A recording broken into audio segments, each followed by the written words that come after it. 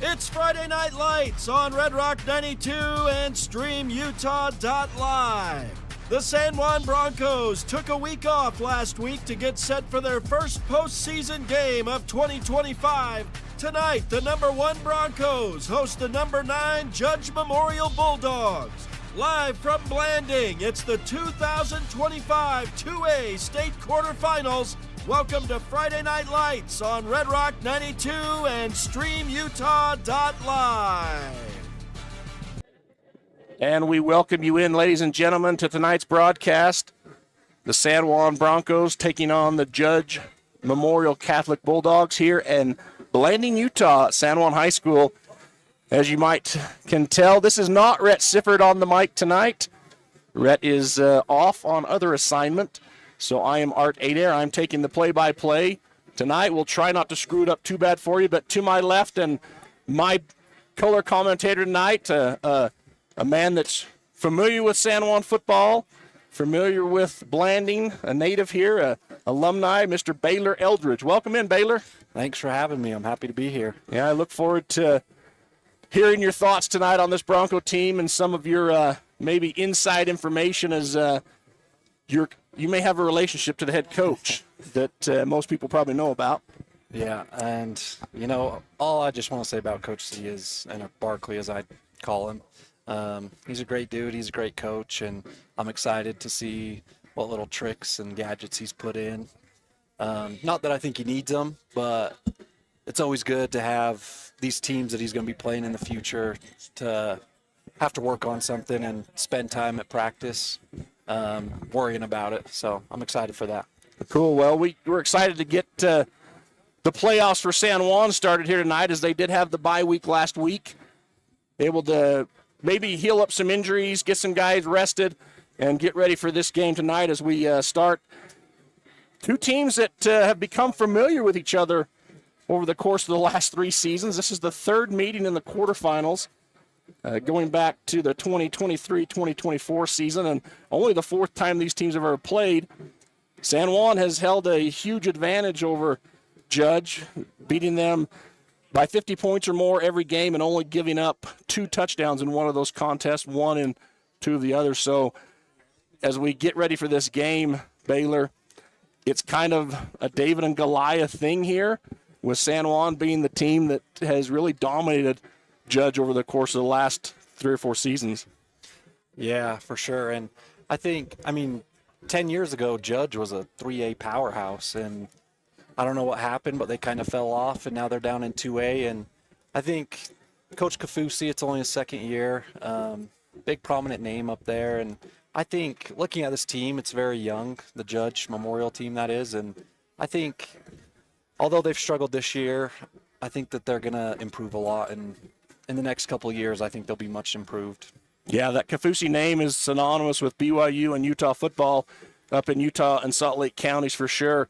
A lot of those relatives gone on to the NFL and college ball.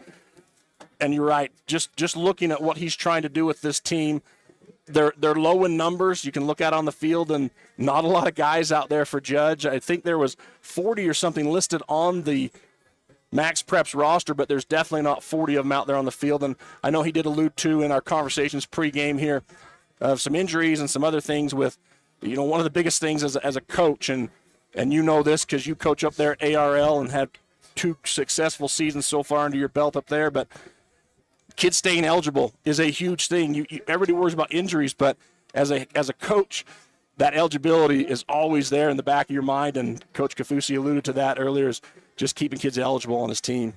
Yeah, for sure, and that's the worst thing. Like, losing kids to injury obviously sucks, but when a kid's ineligible, when it's something that could have been controlled, I think that's even more frustrating as a coach. But yeah, looking at their roster, their quarterback seemed like they kind of rotated between 2, but both freshmen, sophomores. Their leading receivers are freshmen. Their running backs are freshmen, sophomores, so just super young. And so I'm sure they're going to be making some mistakes. But, we'll see what San Juan has to kind of stop them. Yeah, we got a chance to talk to Coach Kafusi in his 2nd year, like he alluded to, Baylor. His record is 6-17. This year, the Judge Memorial Bulldogs have a record of 2-9. So we got a chance to talk to Coach Kaufusi, and we will let you hear that now. Here with Coach Barkley Christensen of the San Juan Broncos. Coach, long 2 weeks here with the bye week in the first round. How do you guys accommodate that? What's your feelings on the bye week? What did you guys do or see this long 2 weeks to prepare for this game? Yeah, the bye weeks are always, I mean, they're tough. I always feel like, man, I kind of forget how to call a game. You kind of just feel like you get out of a rhythm for a minute until that first play. So, I mean, the big thing was just trying to go back to fundamentals, me trying not to install a whole bunch of fun new plays, because that's always a temptation. We just got to do. Wrong coach. It looks like we may have the wrong coach's file on that. So let's try this again with Coach Kaufusi on this one. Here with Coach Kaufusi of the Judge Memorial Catholic Bulldogs. Coach, nice trip down, long trip for you.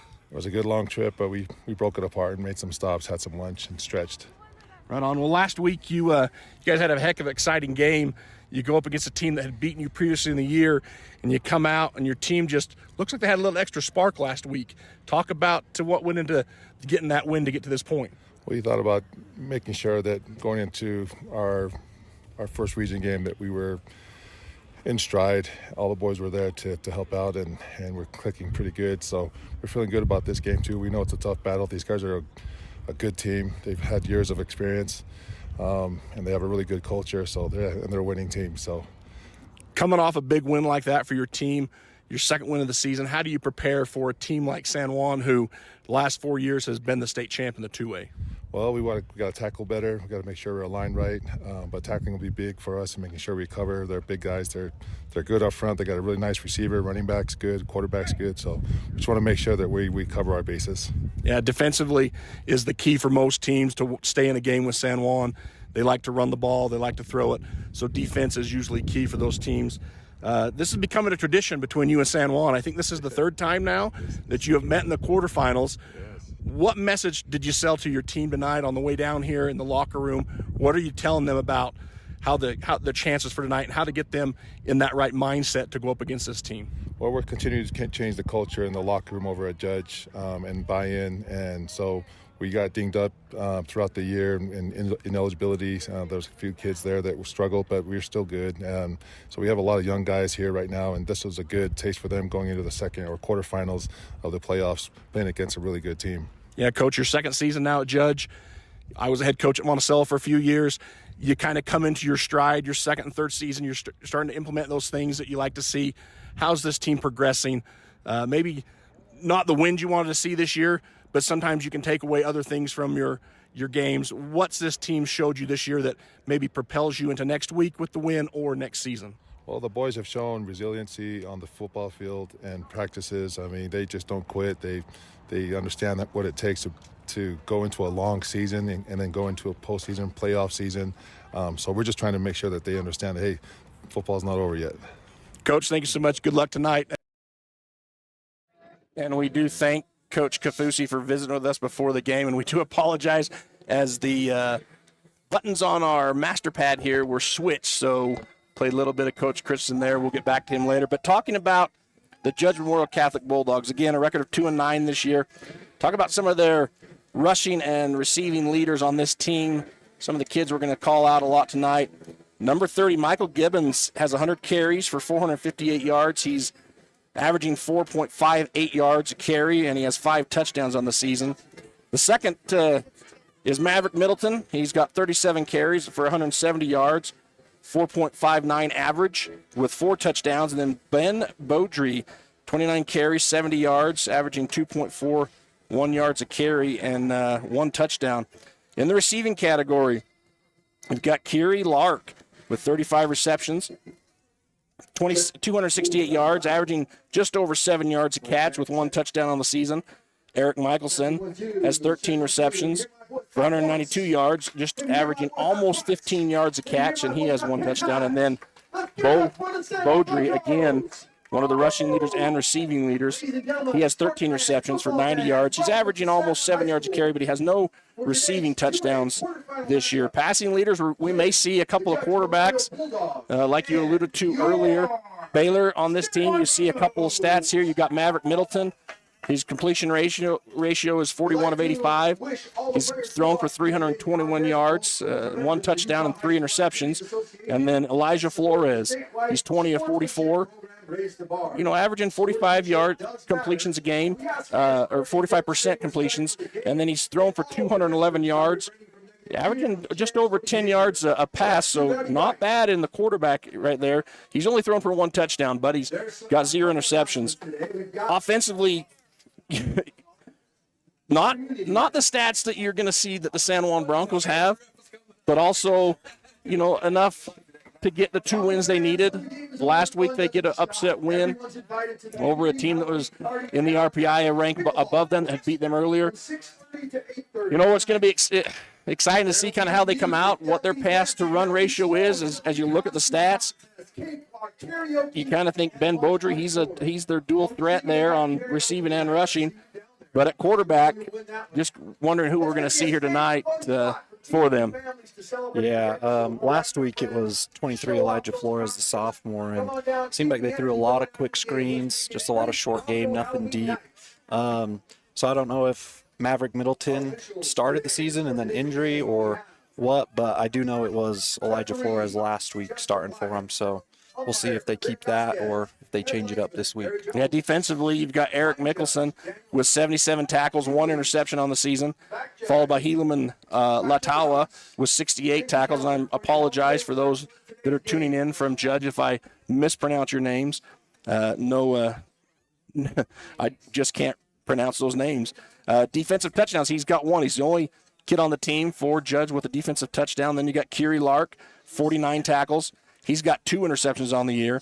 Michael Gibson, 46 tackles, 1 interception. And then Taj Cole also has 2 interceptions on the year for the Judge Memorial Bulldogs. And another stat on Judge is last week when they defeated Providence Hall on the road, they became just the 3rd team out of 55 to enter the playoffs with only 1 season victory and win a playoff game.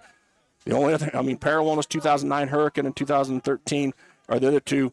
Neither school advanced to the second round game. So they come into the playoffs first round last year, only winning 1 game. They had lost to Providence Hall previously. And I did watch parts of that game as San Juan was off. So, heck, what are you going to do? You got to watch some high school football. They look good. It was kind of a back and forth game, not high scoring at all, but they looked like they came out on a mission and they wanted to advance, and they got that second victory of the year. So we'll see how that goes for them and how they can compete here against the San Juan Broncos. We will take a short break, and then we'll come back and we'll jump into the San Juan Broncos with a lot of stats and information. You're listening to Bronco Football on Red Rock 92 and StreamUtah.Live. Ready to own a home in Utah or Colorado? The Britt Barton team at Primary Residential Mortgage, with over 30 years experience, crafts personalized loans with top rates and expert support. Buying, refinancing, or building your dream home? We've got you covered. Sit with Britt and begin your home ownership adventure. Visit our local pros for all your mortgage lending needs. Primary Residential Mortgage Incorporated is an equal housing lender, MLS number 3094. Pain or injury sidelining you? Precision Rehab restores you and your loved ones back to peak performance with physical therapy in Monticello, Blanding, Montezuma Creek, and Monument Valley. Covered by most insurances.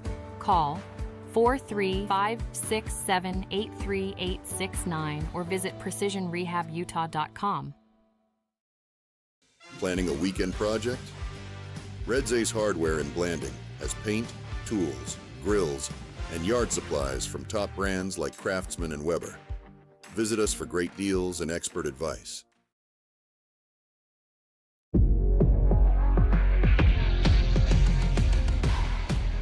Here at Lyle Northern Electric, we take pride in our highly qualified team, dedicated to serving our community. Whether you need commercial, residential, or solar electrical services, our certified experts are ready to meet your needs. We are proud to support our community, especially our youth and high school athletics. Lyle Northern Electric, serving our community since 1957. With over half a century of combined experience, Countywide Realty has guided more deals than any other local team. From farms and ranches to homes and land, no one knows San Juan County like Countywide Realty. Buying, selling, or refinancing. Trust Anderson Oliver Title Insurance Agency, Southeastern Utah's only locally owned title company, serving San Juan and Grand counties for over 25 years. Visit us today.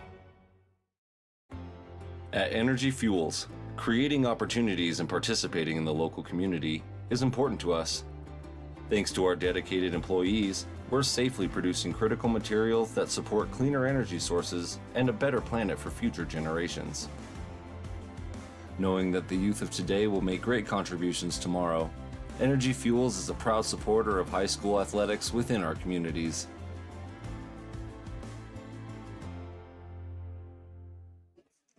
And we welcome you back to San Juan High School as we continue the pregame show here. The national anthem just performed by Miss Emery Black, a student here. I believe she's at ARL. Yep, eighth grader. Yep, does a fantastic job. She's done that for lots of events around here, and unfortunately we were already at commercial when they started that, and we missed that, but kudos to her. Jumping into the San Juan Broncos here, they're coached by Coach Barkley Christensen, who's in his 9th season. Currently has a record of 82-23. He's led the Broncos this year to an 8-2 record so far, looking for that 5th straight state championship. And it kicks off tonight as they had the bye week, and now the first game here is they look to make it to SUU next week. We had a chance to talk to Coach Christensen, and we'll get you to that right now, and then come back and talk about the San Juan Broncos. Here with Coach Barkley Christensen of the San Juan Broncos. Coach, long 2 weeks here with the bye week in the first round. How do you guys accommodate that? What's your feelings on the bye week?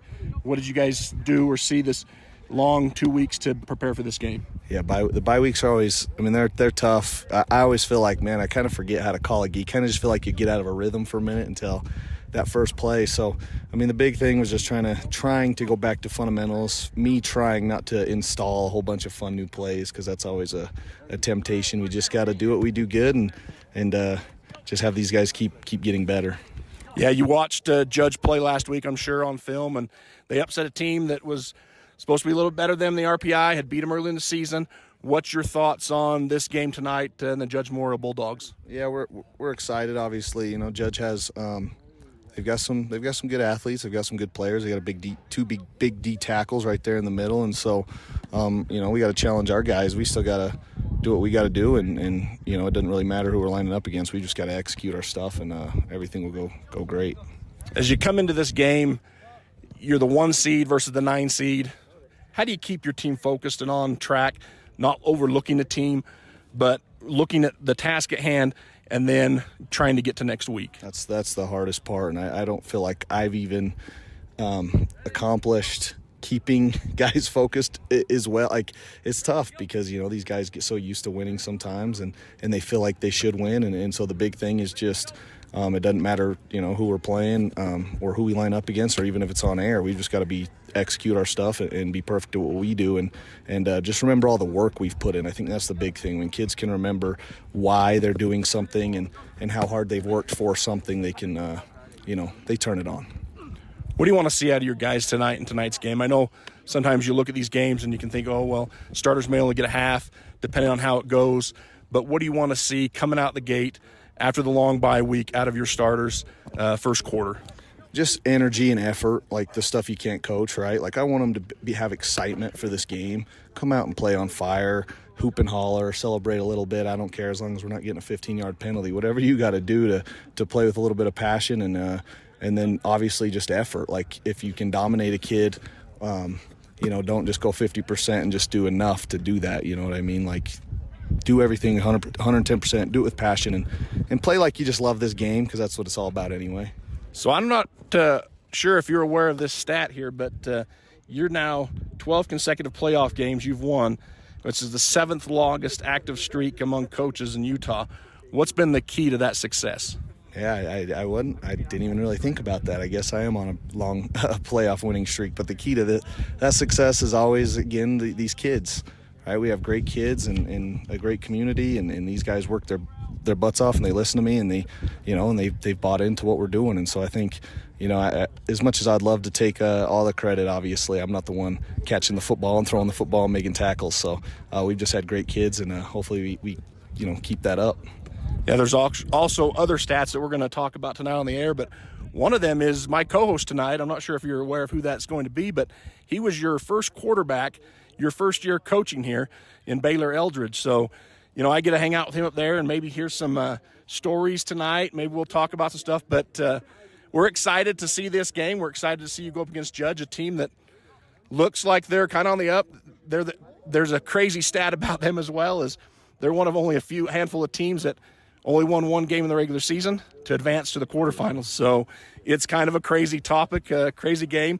Anything else you'd like to say before we kick this off at 4 o'clock? Nah, just thank you guys, and hopefully, the goal is 3 more. Hopefully we win in advance. And with Baylor, with any stories, that's when I was a 22-year-old coach, and so he definitely didn't. He saw the learning version of me, so hopefully he doesn't tell too nightmarish of stories. Well, it's all been it's been a great ride from that point on. You've done some fantastic things at San Juan High School, so good luck tonight, Coach. Go get that victory. I appreciate you, man. Thank you.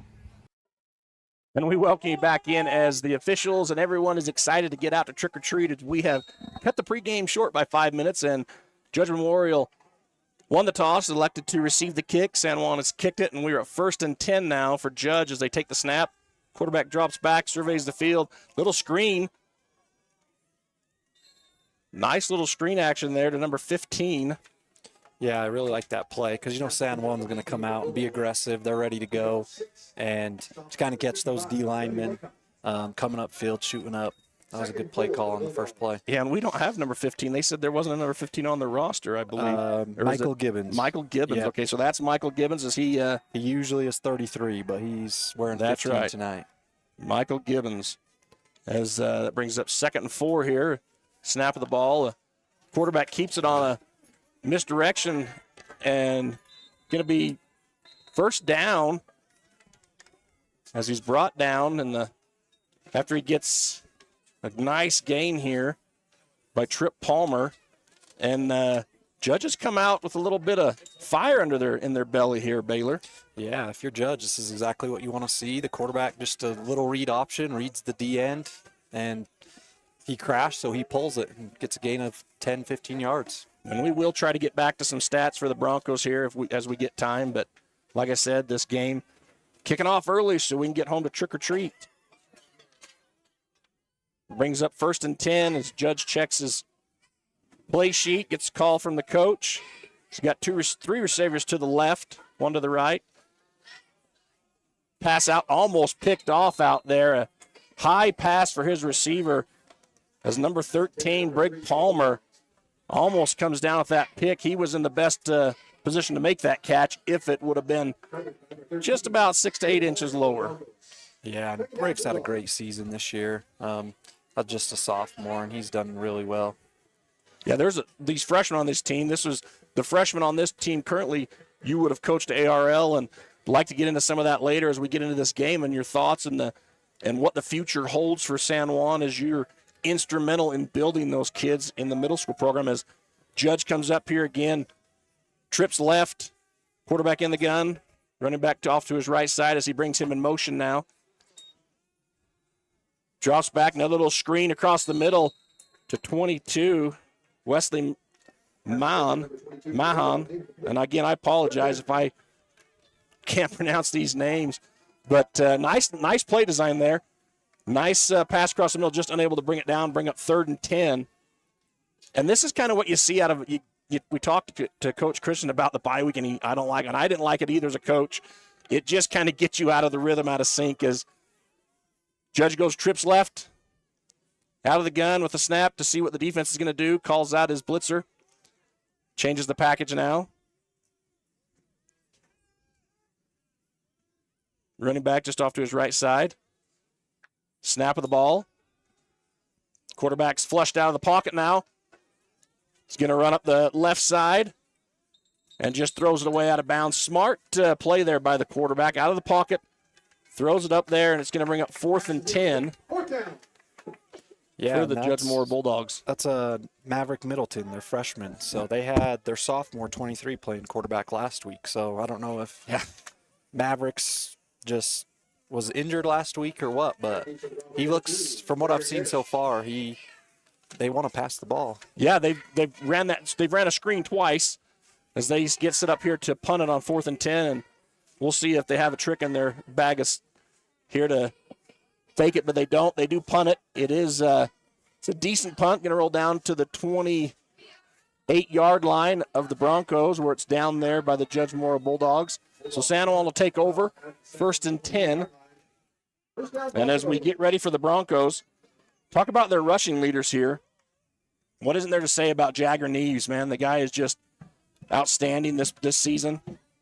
He has 177 carries for 1,763 yards and 32 touchdowns out of the backfield. As we see the Broncos come out, Yeomans takes the snaps, hand off to Jagger Neves, who gets a nice block up there by Remy Watcott. And he is gone to the races, to the 10, the 5, touchdown, San Juan. First play of the game for the Broncos, and Jagger Neves takes it all the way to the house.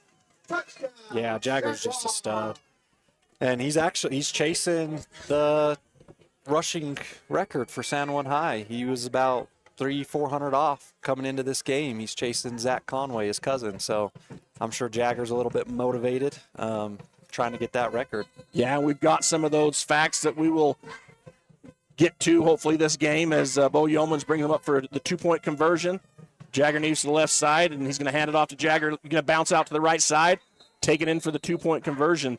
So with 10 minutes and 5 seconds on the clock in the first quarter, San Juan strikes first after the second possession of the game as Judge had the ball, punted it, and then San Juan took them one play to go down the field and score the touchdown with Jagger Neves.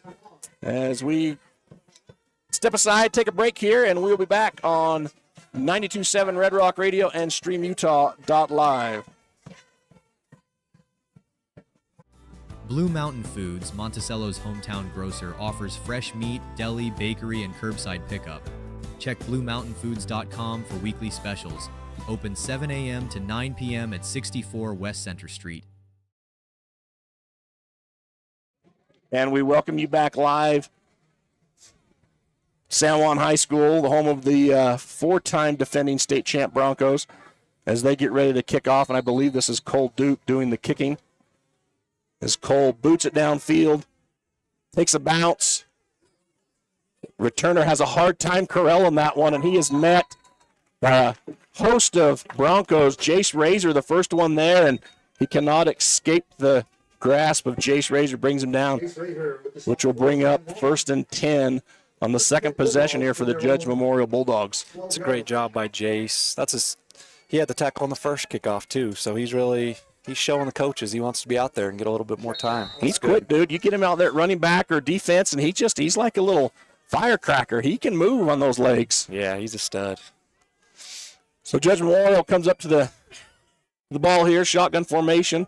This time they go trips left, but they're tight bunched formation. Trying to show a different look to the Broncos defense. As a quick pass again, and Cole Duke is there, but, oh, man, we're going to draw the flag. And that is going to be a defensive pass interference on the Broncos. Yeah, just an RPO by Judge, and I didn't see a ton of contact, but it was close, I guess. Bang, bang. Yeah, it's one of those things where you're behind the play as the official. You're kind of watching, and you see the contact and the ball. It's one of those it could go either way, honestly, Baylor. And it seems most of the time, if it's the Broncos, it goes against them. Yeah, that for sure. So Judge comes out now going under center. 2 receivers split to the left, I formation. And the ball is dropped on the snap, picked up by the quarterback, handed to the tailback, as he's going to get, looks like maybe a yard or a half a yard, or maybe nothing. Yeah, looks like they're going to spot him right back to the original line of scrimmage. I thought they had a little push, be 2nd and 10. It's tough to run inside on the Broncos when you got Cash, Gage, Remy, those big boys in there. Well, heck, that Keelan Hutchins, I believe, is playing nose tackle right now, big number 78, and he's got to be 6'3", 6'4". Yeah. Judge Memorial comes back out in their I formation. We got a tight end to the right side, 2 receivers split to the left. Quarterback under center, and again, I think a little mishap with the snap there as it looks like 29 Thomas Harden is able to get in there and make the tackle behind the line of scrimmage, just blew past the offensive lineman. But I don't know, Baylor, I think there might be a little bit of, as we watch this replay, the snap maybe just might not be getting there quick enough or in the right place when they go under center, because I think that's the second time they've kind of had an issue with that. The first time he dropped it, had to pick it up, and that time it was a little slow getting into his drop back. Yeah, it looks like he's double clutching when he catches it. And looks like they have a quarterback change, right? 23's in now. So Judge comes out, trips left, back to the shotgun formation. He drops back on the now rushed out of the pocket by George McNaughton. He's going to be brought down, I believe, by Jagger Neves after a short gain of maybe 6 inches. Going to bring 4th and 12 for the Judge Memorial Bulldogs as they bring out their punt team again. Yeah, interesting. I coached a team that we did that as well. We kind of rotated our quarterbacks, just trying to get a feel for the defense, trying to see who could do the best against them. And maybe that's Judge's. Maybe that's what they're going to do tonight. They're going to just kind of bring out the quarterback, see who gets the feel for the game, who has the most success, and roll with that one. As the punt's away, Jagger calls poison here and just lets it bounce back. It's going to bounce back to about the 37-yard line of the Broncos. San Juan will come out here, take over on offense, and we'll get back into a couple of things here. Your second leading rusher on the team, we've talked about him already on some tackles, Jace Razor. He's carried the ball 36 times for 331 yards and 3 touchdowns. And then in Coach Christian's style offense, your quarterback better be up there in that rushing category as well because of the RPOs and how he wants to run those things. And Bo Yeomans, 40 carries, 197 yards, and 5 touchdowns. As Yeomans sends trips to the right, Jagger Neves to his left hip as he throws quick here to Cole Duke. On the outside, Cole Duke with a nice catch and run up to about the 48-yard line of Judge. It'll be a 1st and 10 for Jagger Neves.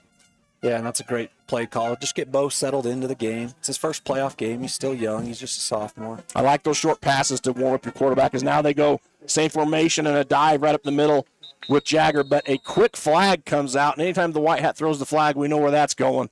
And it's going to be a holding against the Broncos. Going to push that one back, and the Broncos will redo 1st down. Haven't seen a lot of I kind of thought that maybe Barkley would come out and the first play you run and you go to the house on it, so you don't really have to. But I thought he might come out and throw a deep one down the field just to see how it worked, just to kind of go for that home run ball. As Bo Yeomans now back in the gun, tight formation, doubles.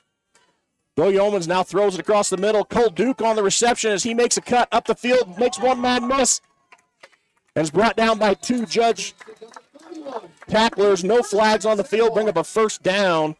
Nice catch and run there by Cole Duke.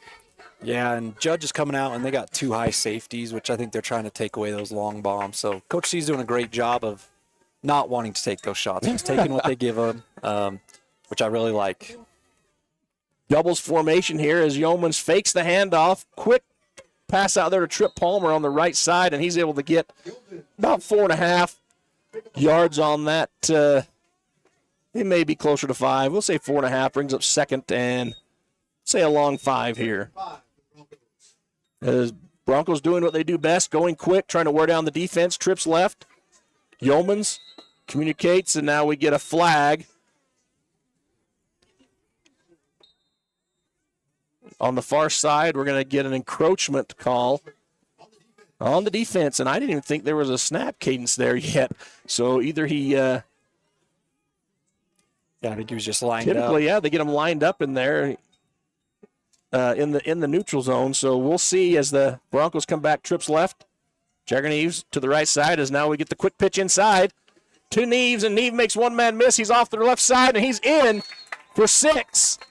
As Neves steps in the end zone for the 2nd time tonight.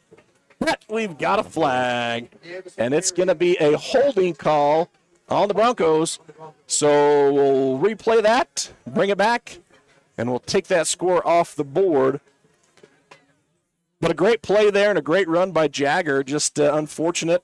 Sometimes linemen getting there and you just get in a bad spot and it's no fault of theirs.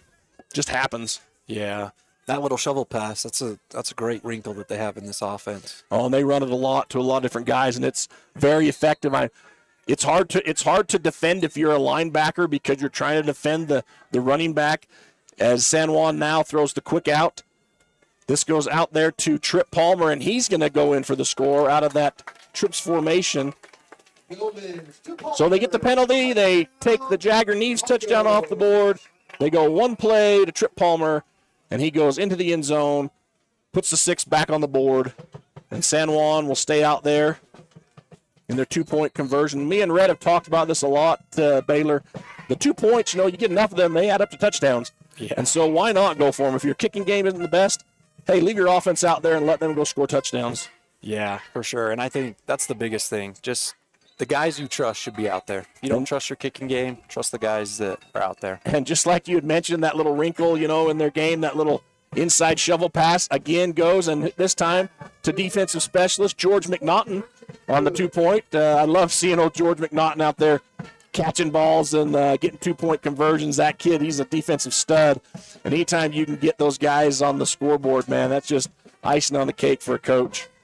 Yeah, and he's had a great season just being a blocker as a tight end, too. He obviously can catch the ball and make some score, but that blocking is very important from a tight end.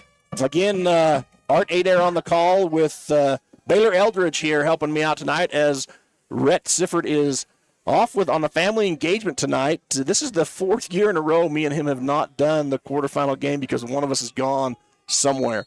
But with this team, the Broncos, we're lucky enough that we get together next week as the kickoff goes to number 3 for Judge, and a nice tackle met immediately down there after a little bit of yardage, but unable to get going as he is brought down by Grady Lacey and looks like Pierce Holiday. So getting in there. The special teams has been big for San Juan this year. They start a lot of sophomores and even freshmen on their kickoff and return. Baylor, Coach C's not afraid to put some guys out there to get them some time, but also they've showed that they've earned that spot out there all year.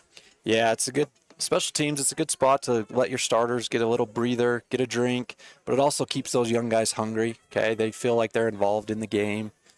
And here we go back with Michael Gibson back at quarterback. So another, nope, he's split left. It looks like maybe trying to figure out who that. As they take the snap, here's number 10. Gibson was off to the left side as the running back. So number 10, Maverick Middleton. You got to love a name like Maverick. Just got to think the Top Gun theme every time you say his name. I wonder if he tells his running backs, hey, I got you, Goose. Talk to me. Yeah, and it looks like they're just rotating those quarterbacks. Maverick was the first drive, then Elijah, and we're back to Maverick. So, how do you feel that the continuity between the offensive line and the running backs when you're doing that? What's your thought on that? Especially where they're young, I think young kids, their confidence can be shaken pretty easily. So where you're taking them in and out, I could see how that could be a little bit frustrating for those younger kids. Nice pass here to number 15 out there, Michael, who is one of their leaders. And then he's going to get about a yard and a half maybe, so bring up we'll call it 3rd and 8. Yeah, and Judge Memorial, their best receiver, their best kid from last year, actually transferred to West in the middle of the summer, and he's West's leading receiver. So that doesn't help when your leading receiver leaves middle of the summer. That is one of the hard things up there. And you see that if you follow a lot of football, you follow a lot of stuff on Twitter or whatever, social media, you see a lot of that over the summer. Some kids, families moving or trying to get a hardship and going somewhere else to try to get more advantage for themselves. It does leave the team that they were with in a hardship. As we have a timeout here, we're going to take a timeout as well. You're listening to Bronco Football on Red Rock 92.7 and StreamUtah.Live. Canyonlands Tire and Blanding offers top quality tires, auto repairs, and fast service. Stop by for all your tire needs. your local tire experts at Canyonlands Tire. At Red Mechanical, we believe strong communities start with strong support, and that includes cheering on our local high school athletes. We've proudly served the Four Corners with dependable HVAC and plumbing solutions, keeping homes and businesses comfortable season after season. From the field to your front door, we're here for you. Red Mechanical, proud supporters of high school sports and our local communities. San Juan Building Supply in Blanding has lumber, tools, and building materials for any project. Enjoy quality products and expert advice. Call 435-678-2000 or come in and see us at 1050 South Main Street. And we welcome you back into San Juan High School as Judge Memorial set to go 3rd and 8 here. And we're going to get flags all over the field. Two guys in motion. As Keelan Hutchin gets his big hand up there and knocks it down anyways. But, yeah, we got an illegal shift on Judge. Like you said, Baylor, and everybody out there was throwing their flag. So it's going to bring up, and San Juan declines this penalty. So it brings up 4th and 8. Good call by Coach Christensen here. They've gotten one first down, I believe, this game. So you roll the dice. You rather take the down than the yardage. Judge Moore comes out in punt formation.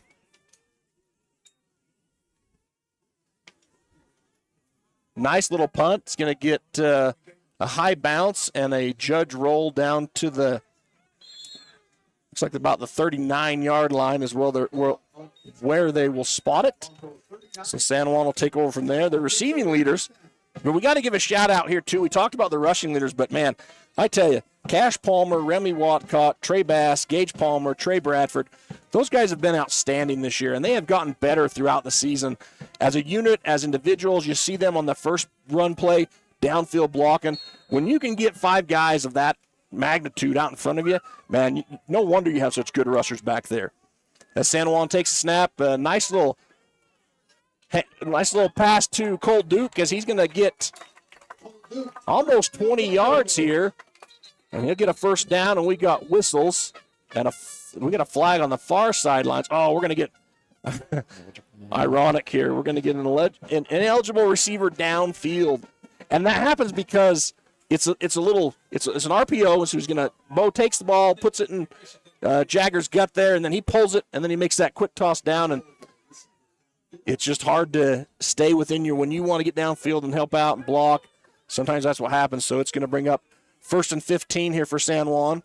Yeah, and that could be frustrating as a lineman because their job is to get downfield and get that block. So there's not much they can do about it. And those are just timing things that, man, a half a second, that can be a different call there.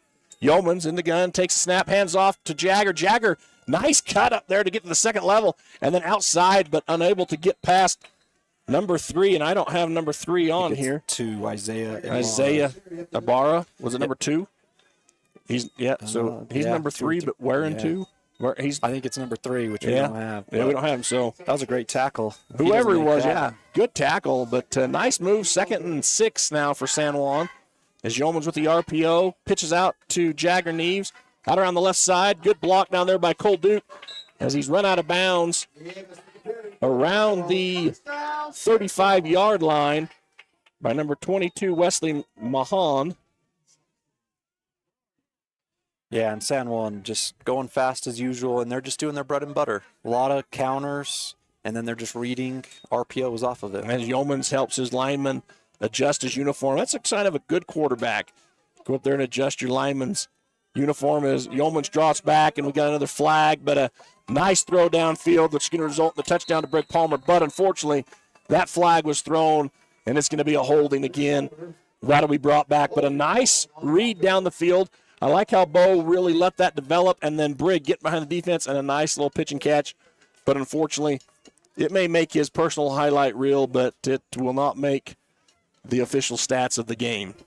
Yeah, and Bo, from game 1 till now, he's grown so much. And I coach Bo in baseball, and he's the most coachable kid. Every time you tell him you need to do this, yes, coach, yes, coach. He learns on the fly. So it'll be 1st and 20 now for the Broncos as Yeoman comes out. Doubles on each side as Yeomans drops back, surveys, and a nice throw out here to Cole Duke, and he has run out of bounds immediately after the catch. But he's going to get back about 15, 14 yards of that penalty, so he'll get all the penalty back and put them in 2nd and 6. Yeomans calls out the call to his lineman. Still doubles formation, both sides of the line. Jagger Neves in the backfield, and he's going to hand off to Jagger. Jagger up the middle. Nice cut. Nice run by Jagger Neves as he's brought down, but not until he gets a huge run and a first down for the Broncos. Yeah, and that's just that counter where the guard tackle pull, and that's really San Juan's bread and butter the last 5-6 years. Yeah, and that hole was big enough I could run through that thing. Now snap again, handoff again to Jaggers. He gets behind Trey Bradford, follows him up. Going to pick up at least, looks like almost 7 yards. 6 yards there on the carry. As San Juan continues to go fast here, Yeoman's already back in the gun, calling out the cadence. Again, another handoff up the left side to Neves, and he just bowls his way. He was hit about 3 yards out, but just kept chugging his legs, and he is in for 6. Touchdown, Broncos. And we're going to get a injury timeout on the field. So with 3:35 left to go in the first quarter, San Juan leads at 22-0. We're going to step aside and take a break. You're listening to Bronco Football on StreamUtah.Live and Red Rock 92. Lee Collision Repair and Restoration in Blanding offers top-quality auto body and glass services. Visit us on North Grayson Parkway or call Jackson at 435-485-0069 today. San Juan Credit Union. Your money, your future, your credit union. We have branches available in Blanding, Monticello, and Bluff. Come on down and see us. San Juan County Adult Education empowers adults with technical, business, and college skills to join the workforce, earn a high school diploma, or GED. Visit a USU Learning Center or email gina.grover@sjsd.org to learn more.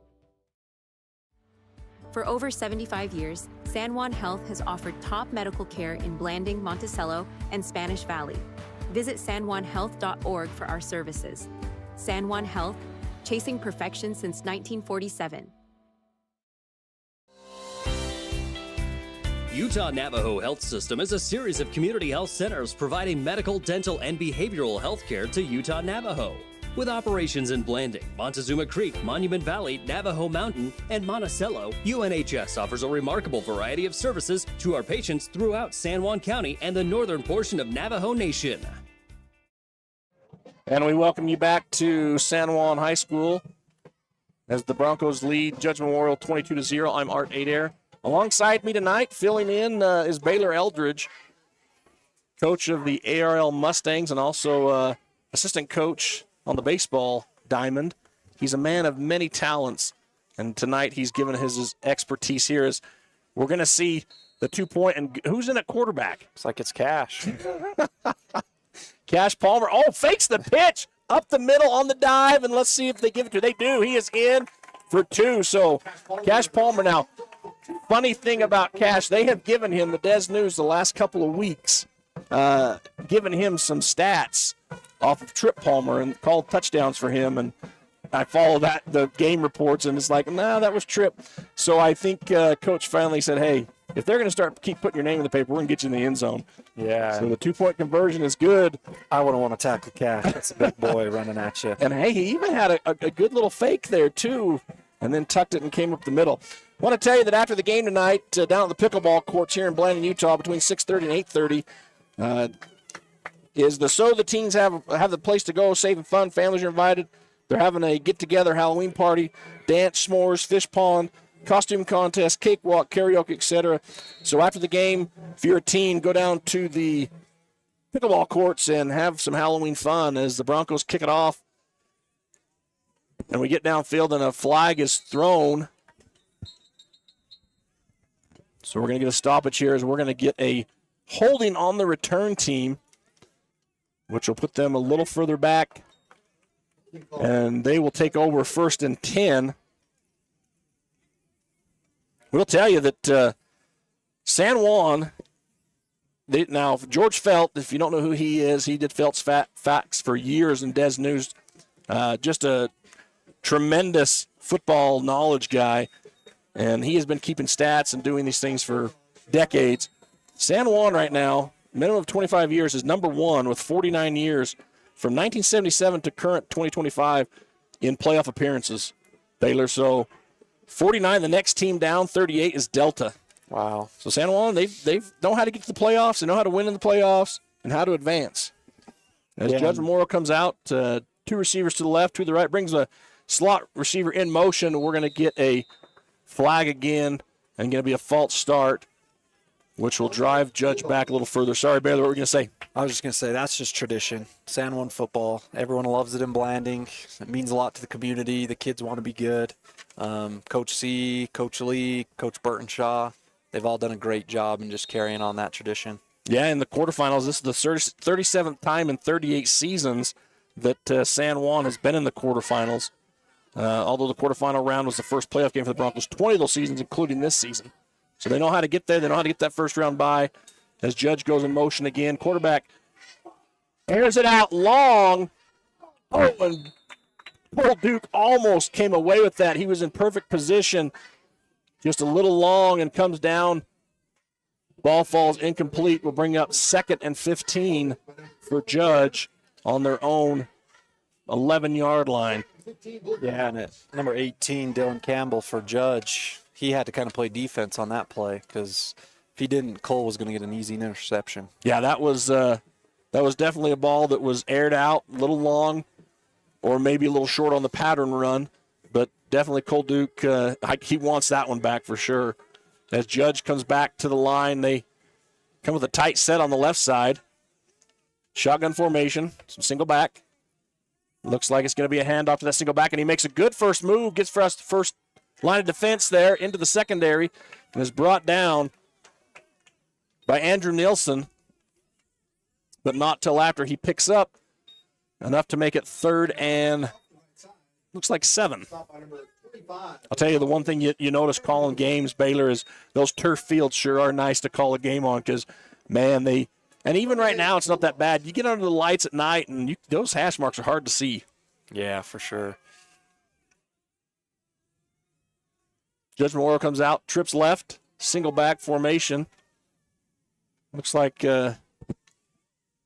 quarterback is number 23, Elijah Flores again. Nice little pass. Depending on the spot here, we're going to see. Looks like they're calling first down.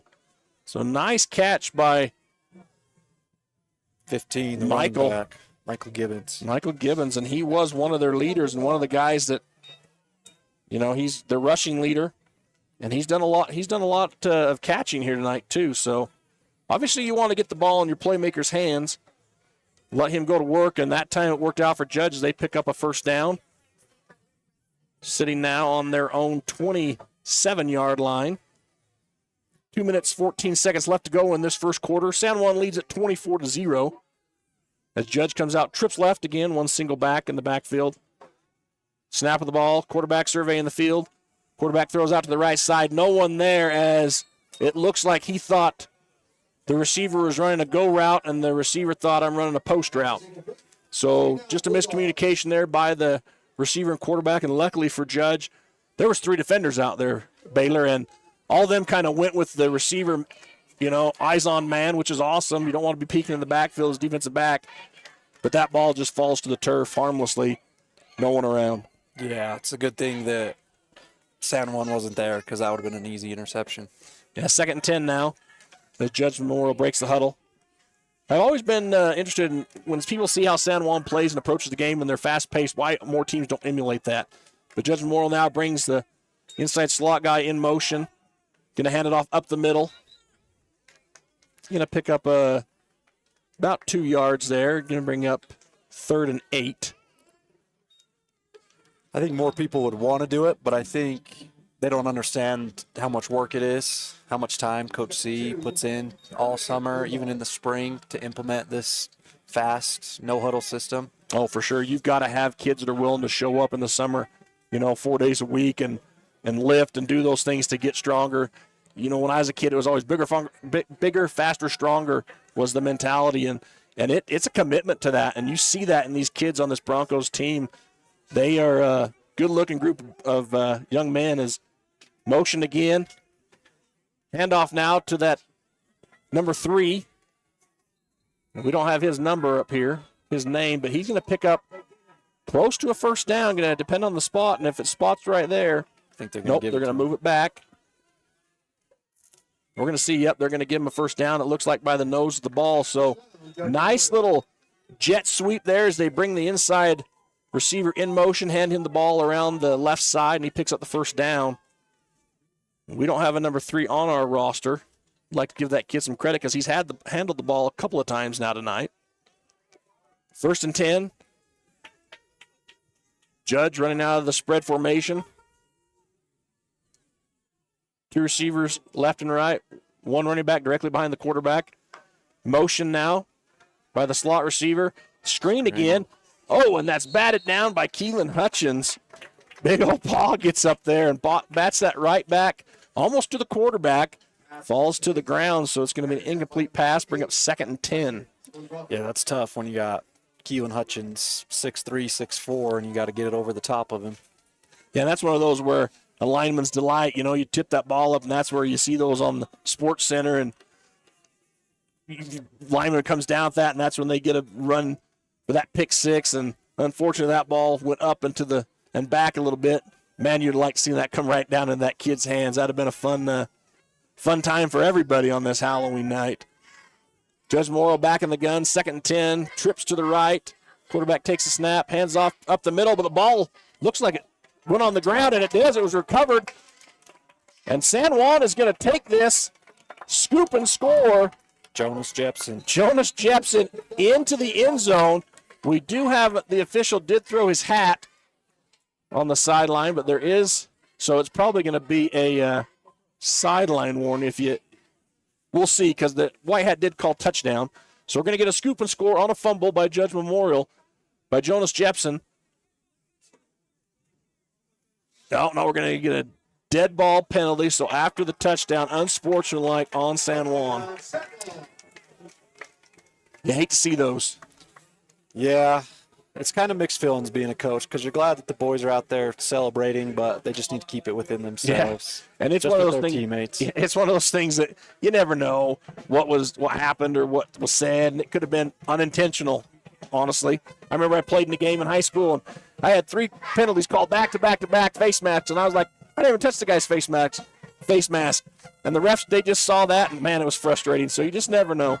Yeah. And San Juan will go for 2 here. I'm assuming. Looks like they're running on a different ball. It was a touchdown. Yeah, they're going to force the 15 on the extra point. So maybe they had their kicking unit out there, because now they're going to run a bunch of different kids out, put their offense back on the field. A little bit of confusion. Because it's going to be an extra point from about the 19-yard line.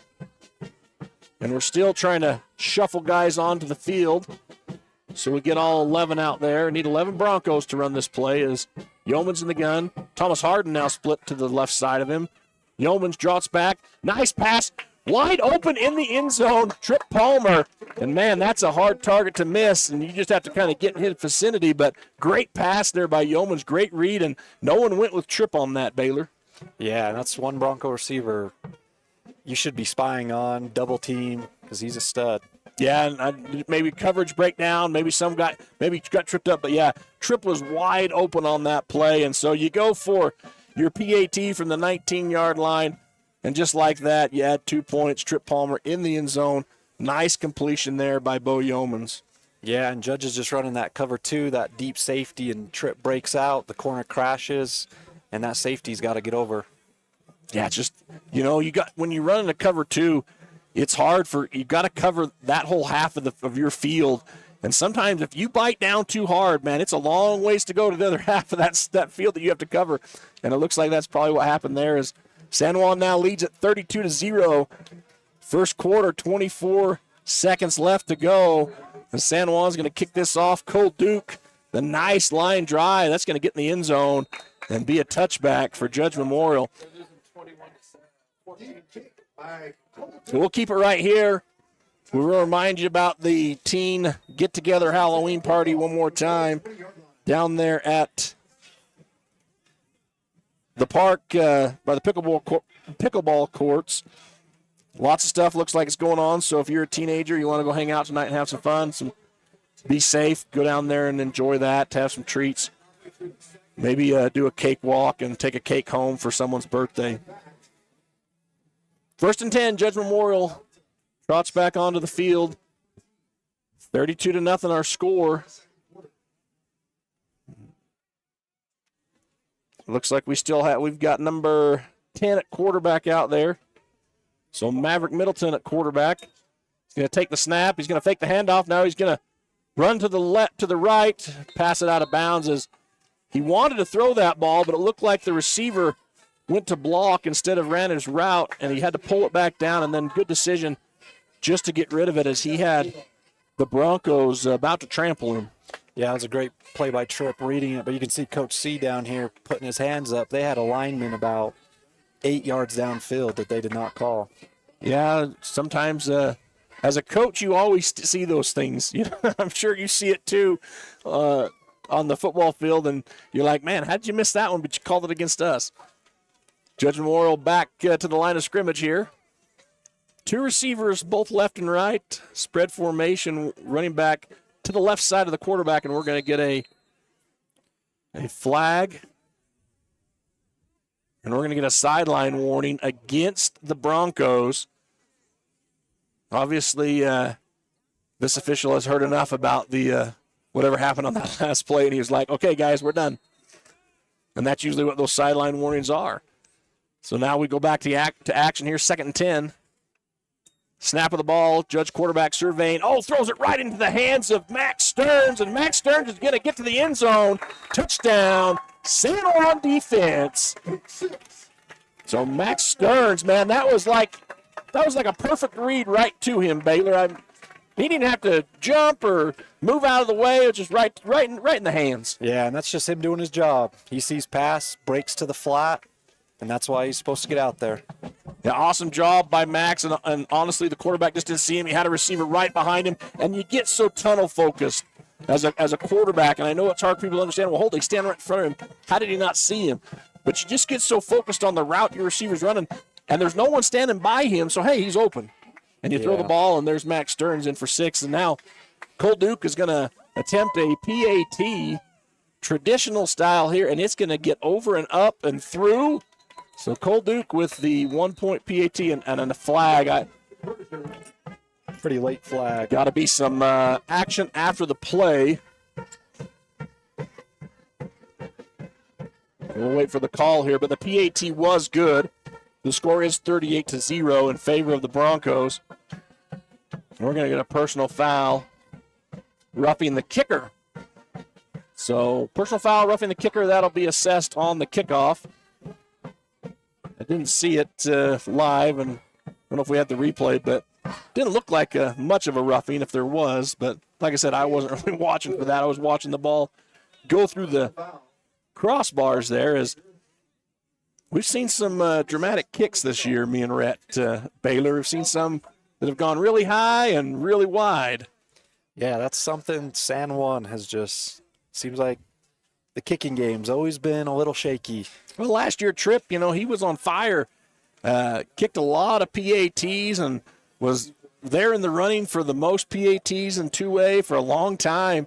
And then this year, it's just been the 2-point conversion has worked well for them. And like we talked about, anytime you can put 2 points versus 1, those extra points are going to add up to touchdowns later in the game, and you never know when you may need those in a tight one. So San Juan's going to place the ball on the Judge Memorial side of the field. They're 45 for this kickoff after the penalties enforced. So we'll see. It shouldn't be any daunting task for Cole to get this in the end zone, but it's a high floating kick. Caught by number 3, and he is brought down almost immediately at the 10-yard line after the catch. That's a great kick by Cole. And I don't know. 15, easy to kick it out of the end zone, but he kicks it high. Yeah, I don't know if he's not hurt down there. So we've got an injured player on the field. We're going to take a timeout here. We'll be back shortly to San Juan High School. 6 seconds left in the first quarter, 39-0 for the Broncos. You're listening to Red Rock 92.7 and StreamUtah.Live. Need fast internet in San Juan County? Emory Telecom delivers blazing fast fiber with no contracts and free installation. Power your home with reliable connectivity. Visit EmoryTelecom.com for details today. Get the resources and quality of a big school education and the support of a smaller school at Utah State Blanding. Explore over 70 degree and certificate programs to find your perfect fit and experience personalized learning with small class sizes and dedicated faculty while getting the classic college experience. A Utah State education is affordable too, thanks to competitive tuition and tons of scholarship opportunities. Visit blanding.usu.edu to learn more about becoming an Aggie in Blanding.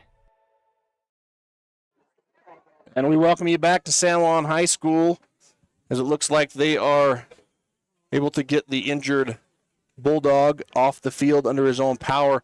And my mistake, but the activity tonight after the game down at the pickleball courts, that's for families. So little kids, mom and dad, grandma, grandpa, anybody who wants to, go on down there, have some fun after the game. Lots of activities, it sounds like. So after the game tonight, also over here, San Juan Wrestlers selling Bradford kebabs, a favorite of the 4th of July, and also fry bread. So you get a kebab sandwich, go over there and support the San Juan Wrestlers, and then after the game, head down there to the pickleball courts with your family and enjoy those festivities. As Judge Memorial comes out, handoff off the left side here on first down, going to bring up 2nd and 9 as we end the quarter, 39-0 for the San Juan Broncos. And we'll step aside here. We come back to San Juan High School, second quarter, Broncos leading 39-0. You're listening to Red Rock 92.7 and Pitcher at Palmer. Stream Utah, that was blast from the past, still Pitcher at Palmer, but StreamUtah.Live. In career and technical education, your classroom is more than a place to learn. It's where your future begins. Here, you'll gain real-world skills and turn your talent into opportunity. Learn the skills, build your dream, and step into your career starting today. Monson's Quality Meat Processing and Blanding provides processing for both wild and domestic animals. They also carry USDA choice steaks, ground beef, and 14 unique flavors of handmade bratwurst. Monson specializes in friendly service, the highest quality products, and flexible timing, all at a competitive price. That's Monson's Quality Meat Processing at 885 East Pinion Ridge Road in Blanding. Call 435-459-1401 or find them on Facebook. And we welcome you back to San Juan High School as the Broncos lead the Judge Memorial Bulldogs 39-0 in this quarterfinal action of the 2025 state playoffs. Judge will be 2nd and 8. Running back off the right side, quarterback in the gun. Doubles formation. He's going to hand it right up the middle, and a nice run here up the middle. Going to pick up a first down. Going to pick up almost 17 yards, I think. Going to bring a first down for Judge. Nice play coming out of the break into the second quarter for the Judge Bulldogs. Great job by their line. That was a huge hole. Yeah, that's a gaping gap there that he was just able to step into and picked up a good chunk of yards. Perfect way to start the second. And a bad snap, and fortunate for the Bulldogs, the running back's able to fall on that, but that snap will just skim the top of the grass. Yeah, and that's frustrating. To have a good play and then just a mental mistake. Well, I'll tell you, that's the hardest thing is I played center, I coached centers when I coached offensive line, and it's just one of those things. You think you have a good grip on the ball, you think it's a good snap, and all of a sudden it just slips out for some reason or the other, and it just skips across the ground, and you just feel, as the center, you're like, crap, I'm going to get, my coach can get on me for that one. But it just one of those things that just happens, and it's unfortunate. And luckily for the Bulldogs, they're able to retain possession as they come out bunch right. And trips, they got quad over there? No, they got trips. Just got that lineman. He's still standing up. Now he goes down into his position. Motion, cross the formation. Oh, and a fumble. Ball's on the ground. It's going to be scooped up and picked up by George McNaughton. He's going to go into the end zone. I don't see any flags. Flag just came in. We're going to have a flag after the touchdown, though, as it sits on the 2-yard line. So George McNaughton with a scoop and score for the Broncos. I think it might have been a block in the back right when George scored. Well, let's see. They're going to discuss if he was crossed the line before the penalty or after, so we're going to see if they're going to give him this touchdown. I'm watching the official to give us the official signal. He's going to get personal foul. Unsportsmanlike against San Juan. He's never signaled the score of the touchdown, though, so and I think that was probably the conversation, is did he cross the line before the personal foul happened? And let's see here again, the official, and yep, now we get this. We're all sitting up here in the booth holding our breath, trying to figure out, is the touchdown good, is it not? Come on. And now we get the signal, touchdown is good. So, again, for the second touchdown in a row now, San Juan will go for the long 2-point conversion. Yeah, and I think they called that on Thomas Harden. He made a block right as George crossed the line. Yeah, it's one of those, you don't know. I mean, you're down there trying to block. You get focused on trying to get your guy in the end zone. You don't know if he's crossed or not. Sometimes you're going to get that happen. Oh, we're going to go for a long PAT here. And this is Cole. This is Cole. This is Cole, 35-yarder. And it's going to make it into the end zone, but not high enough to cross the crossbar. So the PAT kick is no good for the Broncos as they lead 45-0, 10:45 left in the second quarter. I'm pretty sure it's going to be a running clock in the second half here.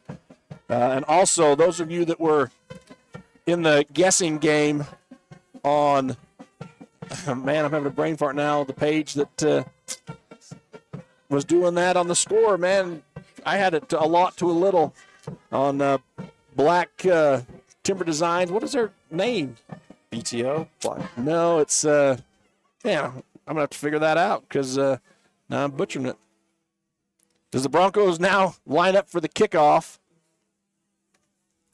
Yeah, and a funny story about Cole and kicking. He, halfway through the season, he just was kind of messing around, kicking on the sideline, and Coach Eldridge, the special teams coach, saw him and was like, Cole, why have you not told us that you could kick? And ever since then, Cole's been kind of the man. Yeah, nice kickoff there. It's fielded by the Bulldogs, and he runs into his own player a little bit, able to regroup, and now pushed out of bounds on the right side. Lyle Bayless, his company.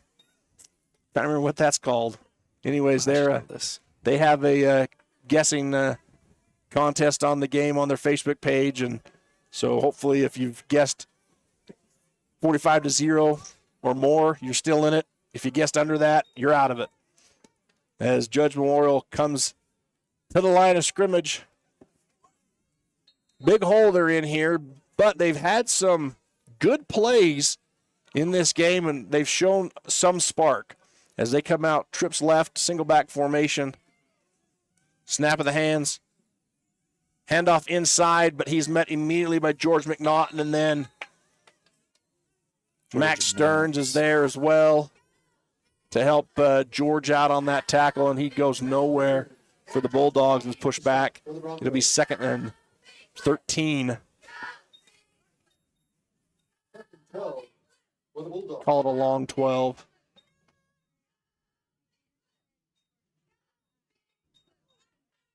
And now Judge, their offensive coordinator, having a discussion with number 23, Elijah Flores, their quarterback, trying to get him in sync. They've had a couple of fumbles, some bad things happen, some snaps, and that kind of, you got to get your confidence back now as they hand it up the middle, just trying to get that run game established, which opens up the passing game. Going to bring up 3rd down. Looks like 9 yards to go for Judge. Yeah, and it's tough when you have 3rd and long almost every drive to convert on those. Yeah, and you talk about turnovers. That gets into your psyche a little bit. Center, the running back, quarterback. You have, and then you just kind of think, man, things just kind of keep spiraling downwards. As Judge comes out, trips left, almost gets San Juan to jump. Luckily, able to regroup. Didn't break the plane. Now Judge into his cadence, snap of the ball, pulls the read. He's going to be almost tackled by George McNaughton, spun around, but cannot escape the grasp of Max Stearns and Jace Razor. Who else was there? There's one other. Max Stearns for the Broncos. Looks like maybe Jonas Jepson might have been there as he eluded. Loss of 5. 4th down, Bulldogs. George kind of spun him, but, man, anytime you get spun around and you get big old Max Stearns standing there, that's not a good day for you as any football player. Yeah, and that's a great recovery by George. He kind of crashed, so the quarterback pulled it, but George athletic enough to still get out there. Yeah, it brings up 4th and 14 here. Punting team on for Judge Memorial. And one thing about Judge is they actually punt the ball, where most teams nowadays, they just pooch it with their quarterback. Not a very good punt. Gets a San Juan bounce straight up and straight down, and is down by Judge Memorial about the 48-yard line. Their own 48-yard line, so they don't flip the field. San Juan will start in Judge territory. 8:14 left to go in this second quarter, 45-0. You're listening to Broncos football on Red Rock 92.7 and streaming on StreamUtah.Live. This is the formation I really like, Baylor, when they come out in their gun pro formation. 2 backs, one to the left, one to the right. Oh, and they're going to throw it, and obviously miscommunication on that play because the receiver, he was out there going to block and didn't even turn around for that pass. Yeah, I really like this formation. When you got Jagger and Jace out there, and yeah, that's receiver right there. Bo's thinking he's going to do a hitch, and yeah, you got 3 options back there now in the run. It makes the linebacker's job so hard in the defense as Jagger takes the handoff, comes up the right side, but unfortunately steps out of bounds, and he'll be marked out after the first down. So it will be a first down by Jagger. But going back to that pro formation, it just makes a linebacker's job so much harder to be accountable, especially also when you have a quarterback that you know can run, and you know they like to run their quarterback. And it's a gamble back there now, trying to figure out who you got in coverage, first back to show where you're going, and it just works into the offenses. As a quick pass across the middle goes to, and now we've got 2 flags, but a quick pass to Trip Palmer. He catches it, he goes in the end zone. The White Hat threw a flag back here. The far official throws a flag. His is going to be illegal receiver, illegal man downfield. So we'll see what the first call is. And we're going to get a personal foul face mask against the defense. So that's going to offset the penalties. No harm, no foul by either team. Replay first down and 10. And we'll see if San Juan comes back to that. That was a nice play to Trip right across the middle. Yeah, able to get in. Like you said, in this formation, if those linebackers aren't disciplined and read the line, there's a lot of eye candy going on. Again, pro formation is going to fake the ball to Jagger. Bo Yeoman surveys downfield. Trip Palmer again. Oh, and just out of the reach. Just overthrows the 6'4 senior. I don't know, he's a 6'4. He looks 6'4 to me. 6'5, yeah. Just out of his reach, but he was wide open out there. No one in coverage. And that's probably the 3rd time tonight, Baylor, that we've seen Trip get out into space and no one go with him. Yeah, and that's a tough – I know he's wide open, but that's a tough throw by Bo, having to get over those linebackers, put some touch on it.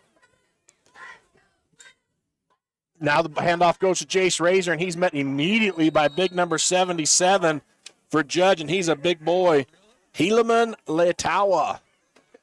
And he just corrals little Jace Razor. That's like the big brother who's 18 and the little brother who's 5 and wrestle in the front room, that visual right there, because that's a big boy and tackling not a big boy.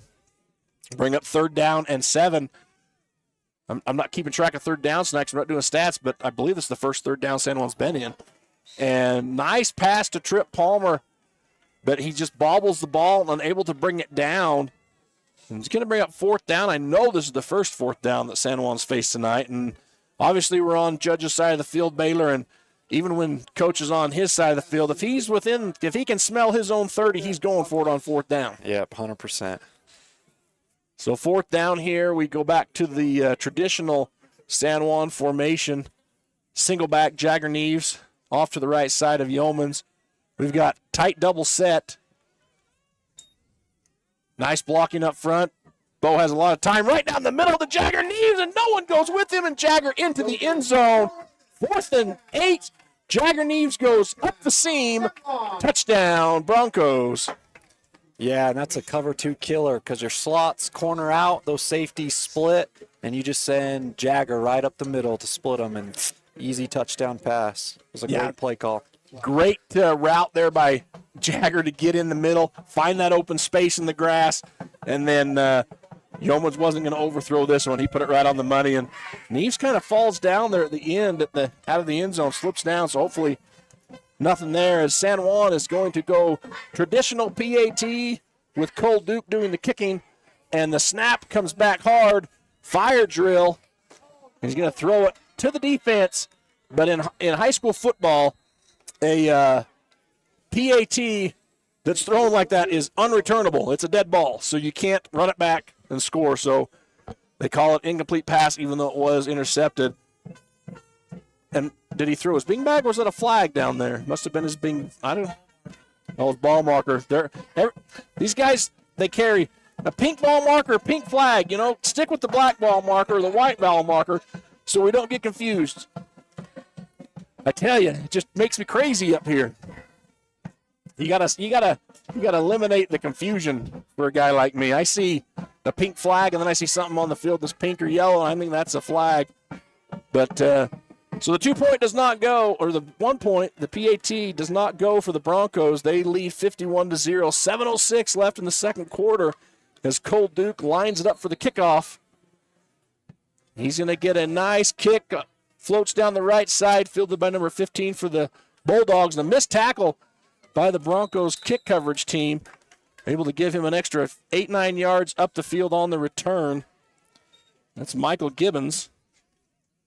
It's like Cooper Laws and Grady Lacey on the tackle. Yeah. Cooper, he's been a staple on the special teams for the Broncos this year. Called his name a few times. He gets out there and like you said earlier, Baylor, sometimes you get out there on special teams, and that's how you make your name. That's how you get the defensive coach to kind of look at you and say, hey, that kid's making lots of tackles. We need to start working him in on some seconds in this defense to see what he can show us. As Judgment War comes out, 1st and 10, trips right, single back, gun formation. He's going to stomp, bring a guy in motion. And the snap, brings it down, hands it directly to his running back, who's going to get met in the backfield by Jonas Jepson. And brought down. Thomas Harden also there for the Broncos. He's going to lose 2 yards. So it will bring up 2nd and 12. Judge has kind of gone away from those screens the last couple drives, and they had some success with that. I was just thinking that with as hard as San Juan's crashing on the line, you watch them just coming downhill hard. Man, they threw 2 screens in, I think, the first 3 or 4 plays of the game, and we haven't really seen it since. Judge Memorial back to the line of scrimmage. They got bunch left trips. Gun formation. Snap is away. Hand off to the running back. He's going to try to this left side behind the trips formation as blockers, but unfortunately not going to be able to get anywhere with it. He's brought down. Trip Palmer there trying to yank that ball out. He wants a scoop and score turnover as well. Going to bring up 3rd down and 10. Looks like no yards gained there. I like the formation. I like what they try to do there. They try to line up their wide receivers, tight bunch formation, get them to almost like a swinging gate, blocking inside, get your back around that back door. But San Juan just does a fantastic job of blowing that up and pushing those guys backwards, able to make the tackle. Yeah, and you can tell San Juan's being very aggressive. They're attacking the ball. And when you haven't been able to take deep shots, that's what they're going to do. They're going to stay up. Trips formation for the Bulldogs. As the quarterback calls out his cadence, now takes a snap, hands off the right side, and the running back's going to get a few yards here on 3rd down, but not enough to bring up 1st down. Now you kind of wonder, does Coach Kafusi over there, Baylor, does he start going for it if he's within a reasonable 4th down situation here, down 51-0? Yeah, I mean, I never get it when teams are down a bunch and they punt. Like, if you lose 51-0 or 70-0, it doesn't matter. It's still a loss, so you might as well just go for it. And he will bring out his punt team here. San Juan will send Andrew Nelson back to receive this. 4th and 6, and the high snap over the punter's head. He's going to be able to field it. Get it down, and nice way to get that punt off if you're that young man. Way to collect himself. He gets the punt off, and it's only going to net 10 yards, but he got it away, and it's not in the end zone of your opponent. So does get the punt away. San Juan will take over. 1st and 10, 4:34 left in this first half of action. Yeah, a play like that where it's a decent kick, but it only getting 10 yards. You're just thinking, make sure it's past the line of scrimmage. Some little PTSD from that Beaver game that got to make sure it's past the line. Yeah, that's right. That was one of the wildest things I've ever seen, either in the booth or coaching. That play right there, that will go down in history forever in San Juan lore. Bo Yeoman's double back formation, pro set. Going to hand it now to Jace Razor off the left side. Has a nice block by Trey Bradford as he gets out and gets the first down, but we do have a flag on the 42-yard line, 41-yard line, and it's going to be a holding call against San Juan, and it's going to bring that back, negate the gain. But a nice run there by Jace, and he's had a lot of those this year where he comes in and teams key so hard off of Jagger and off of Bo that they kind of just forget about Jace, and he has had some magic this year. Yeah, he's had a great year, and he's kind of looking to be the head man next year, so it's good to get him some reps. And you talk about it, Jagger senior year, you're going to have someone come in and replace him. Pro formation shotgun, as again fakes the handoff to Jason, now throws a quick little dump off to Jagger. He's going to pick up probably 9 yards here. We got another flag on that far side. We got another flag. Holy cow. It has turned into Flag Fest out here. Called another ineligible. Ineligible receiver, so obviously the official is aware of it on the blue jerseys. As you see the coaches on San Juan at a loss. Well, that'll push him back, negate that short gain by Jagger. 4 minutes, 16 seconds left to go in this second quarter. San Juan leads at 51-0 in this quarterfinal action. 2025 state playoffs. Winning team gets to go to SUU next week. 10 o'clock game. I hate those 10 o'clock games. Snap. Yeomans pulls it. Quick pass out to trying to catch a number there. Cole Duke. And Cole's going to pick up a first down. First down, Broncos. And San Juan quickly back into the formation, and Jagger out there. He's trying to call the play, trying to get coach to acknowledge, hey, this is what we need to run. As Yeomans comes up, barks the orders to his offensive line. You've got two receivers to the right, one to the left. Yeomans fakes throws it to George McNaughton on a quick slant. And George is able to hobble his way with a defender just latched onto his right leg before he's brought down by the second defender. Picks up a first down. George McNaughton out there playing tight end. You mentioned it earlier, Baylor. Yeah, having a great tight end, especially in high school. They're hard to cover because they're just in the line. People forget about them. 1st and 10. Yeomans. Neves to his left. Fakes the handoff. Looks to throw it. Now comes back to Neves on the right side. Nice look off as Jagger Neves goes into the end zone. What a play there. I love how Yeomans looked to the left, and they came right back to Jagger. He was there, ready to go. Throws the defense off, holds those safeties, and Jagger Neves able to scamper his way into the end zone and just make this lead a lot bigger here as they now lead 57-0. 3:29 left to go in the first half. Yeah, that's a great job by San Juan's line, getting out in front. Yeah, you saw Trey Bradford down there, and, he knew to pull up, to not get a block in the back and just stand there, and which allowed Jagger to just zip by and get into the end zone. Good recognition by the junior lineman as the kick is up and good. So we get on the board with a PAT, brings the score to 58-0. And Cole Duke, does he ever leave the field? As he gets ready to kick it off, takes the ball out to midfield, puts it at the 40. And we'll see if Judge Memorial can mount any type of drive in this second half. They've had a few good plays, had a few good run plays, but unable to sustain that. Haven't really seen much in the passing game out of them. No, and you can tell their youth and their inexperience it's showing a little bit. I think last week, they had that heck of an exciting win over Providence they had lost to. And, you just got to give those kids a lot of credit for going out there and getting that win, as the ball is going to go through the hands of the returner, bounce into the end zone for a touchback.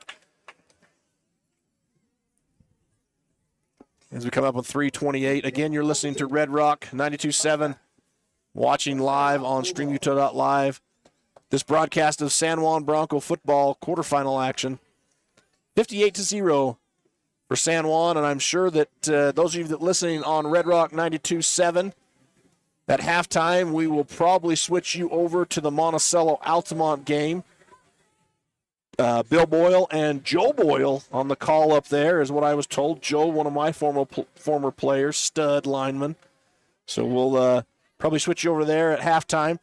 As Judge comes out, doubles formation, and we're going to get a flag, and I thought I saw a flinch out there on the offense, and I did. We're going to get a false start on the offense, so they will start 5 yards deeper in there on the 15, be 1st and 15. 1st and 15. As we see, San Juan's defense they've rotated a few of the starters out already in this half, letting some other kids get in there. We've got Cooper, we've got Grady.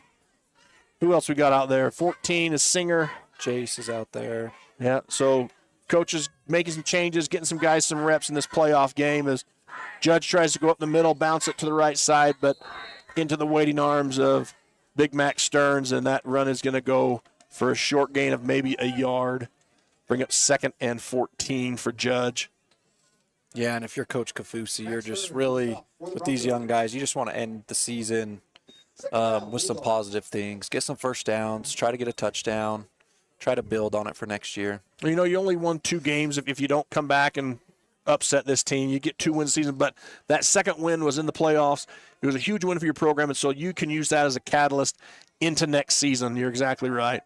As Judge comes out, trips left, get a handoff up the middle to the running back. He's going to get out to the left side, drags Thomas Harden for a little bit on skis, and then brought down, but not until after just a short gain of maybe a yard. Brings up 3rd and 11, maybe making a long 11, short 12. As we've got the runner still coming up off the turf. And it's got to be hard for those kids. I mean, running up against a team that just collapses on defense like San Juan does. And the minute you touch the ball, it's like all of a sudden one guy and then 5 guys around you. Yeah, and like you mentioned, just they hit the weight room. They're bigger, they're stronger. When you're getting hit by kids that are just bigger than you, you're definitely going to feel it, and it makes you a little hesitant. So we got a timeout on the field. We got 2 minutes, 19 seconds left in the first half. We're going to take a timeout as well. You're listening to Red Rock 92.7 and StreamUtah.Live. Desert Rivers Credit Union offers mortgages, low fees, and great rates for all credit scores. Enjoy local service and a nationwide ATM network. Desert Rivers Credit Union, for people, not profit. Since 2009, Blue Mountain Hospital has set the standard for rural healthcare, bringing excellence in healing, quality care, and inspired staff to San Juan County. We offer the county's only accredited sleep center, compassionate labor and delivery, top-tier emergency care, and flexible dialysis options. At BMH, our comprehensive services are delivered by a passionate team. Visit bmhutah.org to learn more. We can't wait to meet you. And we welcome you back to San Juan High School as Judge Memorial now brings the man in motion across the back of the formation. Quick handoff up the middle on 3rd down. Goes for a minimal gain, but probably 2 yards. As that's going to bring up 4th and 9, a long, short 9, long 8. And it looks like Coach Kafusi is going to bring back on his punt team. And this is where if you're San Juan, man, you see the last snap of the punt kind of go over his head. You got to kind of be salivating a little bit, thinking, man, if I'm one of those kids on that front line, I'm like, hey, if that goes over his head again, that's my opportunity to get in there and collect that ball. So we'll see what kind of push San Juan gets here as Judge Memorial lines up for the punt. Punter has to back up, but he's able to catch the ball. Punts up high and takes a San Juan bounce back out of bounds on the right sideline. He's going to put it out about the 34-yard line. 34, yep. Which, and that's my other thing with punting at this point in the game. And I know every coach is different, but, man, I got to the point there for a year. It's like if we're only going to get 10, 12 yards net out of a punt, we might as well just go for it and see what we can get. It's like just throw a deep ball, and if they intercept it, it acts as a punt. Yeah. San Juan quick to the line. We've got doubles formation. Jace Razor off the left side. We're going to get that little shovel pass pitch inside to Young. And Young comes around the right side. He's going to be pushed out of bounds about the 10. That was a great job by Tripp, blocking that receiver on the outside. Yeah, Nash Young on the end around there on that little shovel pass. He's able to pick up a good chunk of yards here. 1st and 10 for the Broncos. Again, Yeoman's in the gun. Jace Razor split off his right side. He's going to give the ball to Razor right up the left side. And he's going to go right in through that A gap. No flags on the field, so that's a touchdown. Jace Razor putting his stamp on this quarterfinal game. Going to bring the score to 64-0 as we await and see. At this point in the game, you're pretty sure coach is going to go for one every time just to not to add injury to insult here. Yeah, and that's just San Juan's bread and butter, that counter with the guard and tackle where they just pull up. And like you mentioned, I don't know why more teams don't run it. Like, good coaches copy other coaches. Nash Young with the hold. The kick is up, and it's going to be wide left as Cole Duke shakes his head. Kind of looks like he almost lost his footing there. The ball looked like it might have come off the side of his foot. But he's got to be, man, you got to be so tired if you're Cole Duke right now. You're playing both sides of the ball. You're doing the kicking duties. Your legs have got to be, I mean, I know these guys are in shape and they played a lot of games and they condition well and they lift hard. But there's something about game activity that you just can't overcome. It's going to wear you out. You're going to get a little tired no matter how tough you are. And sometimes, it shows. And unfortunately, your legs are one of those things that they're the first to kind of give you fits. As Cole lines it up to kick it off again, Judge back to return the kickoff. Cole Duke gets his foot underneath it. Nice boot down to the 10. Fielded by the Judge Memorial Bulldogs and makes one tackler miss, makes two tacklers miss. But the 3rd, 4th, and 5th bring him down. As he's brought down, they will start 1st and 10. Looks like about the 26-yard line. Yeah, that's 22, Wesley Mahan, and he's a good-looking sophomore. He's a big, strong kid. Yeah, it'll be exciting to see kind of how Judge builds in the next season, the year after, with these younger players, and especially if they can keep their kids and not have those kids transfer out. And I know last year they had a couple kids that transferred in that, they thought would help them.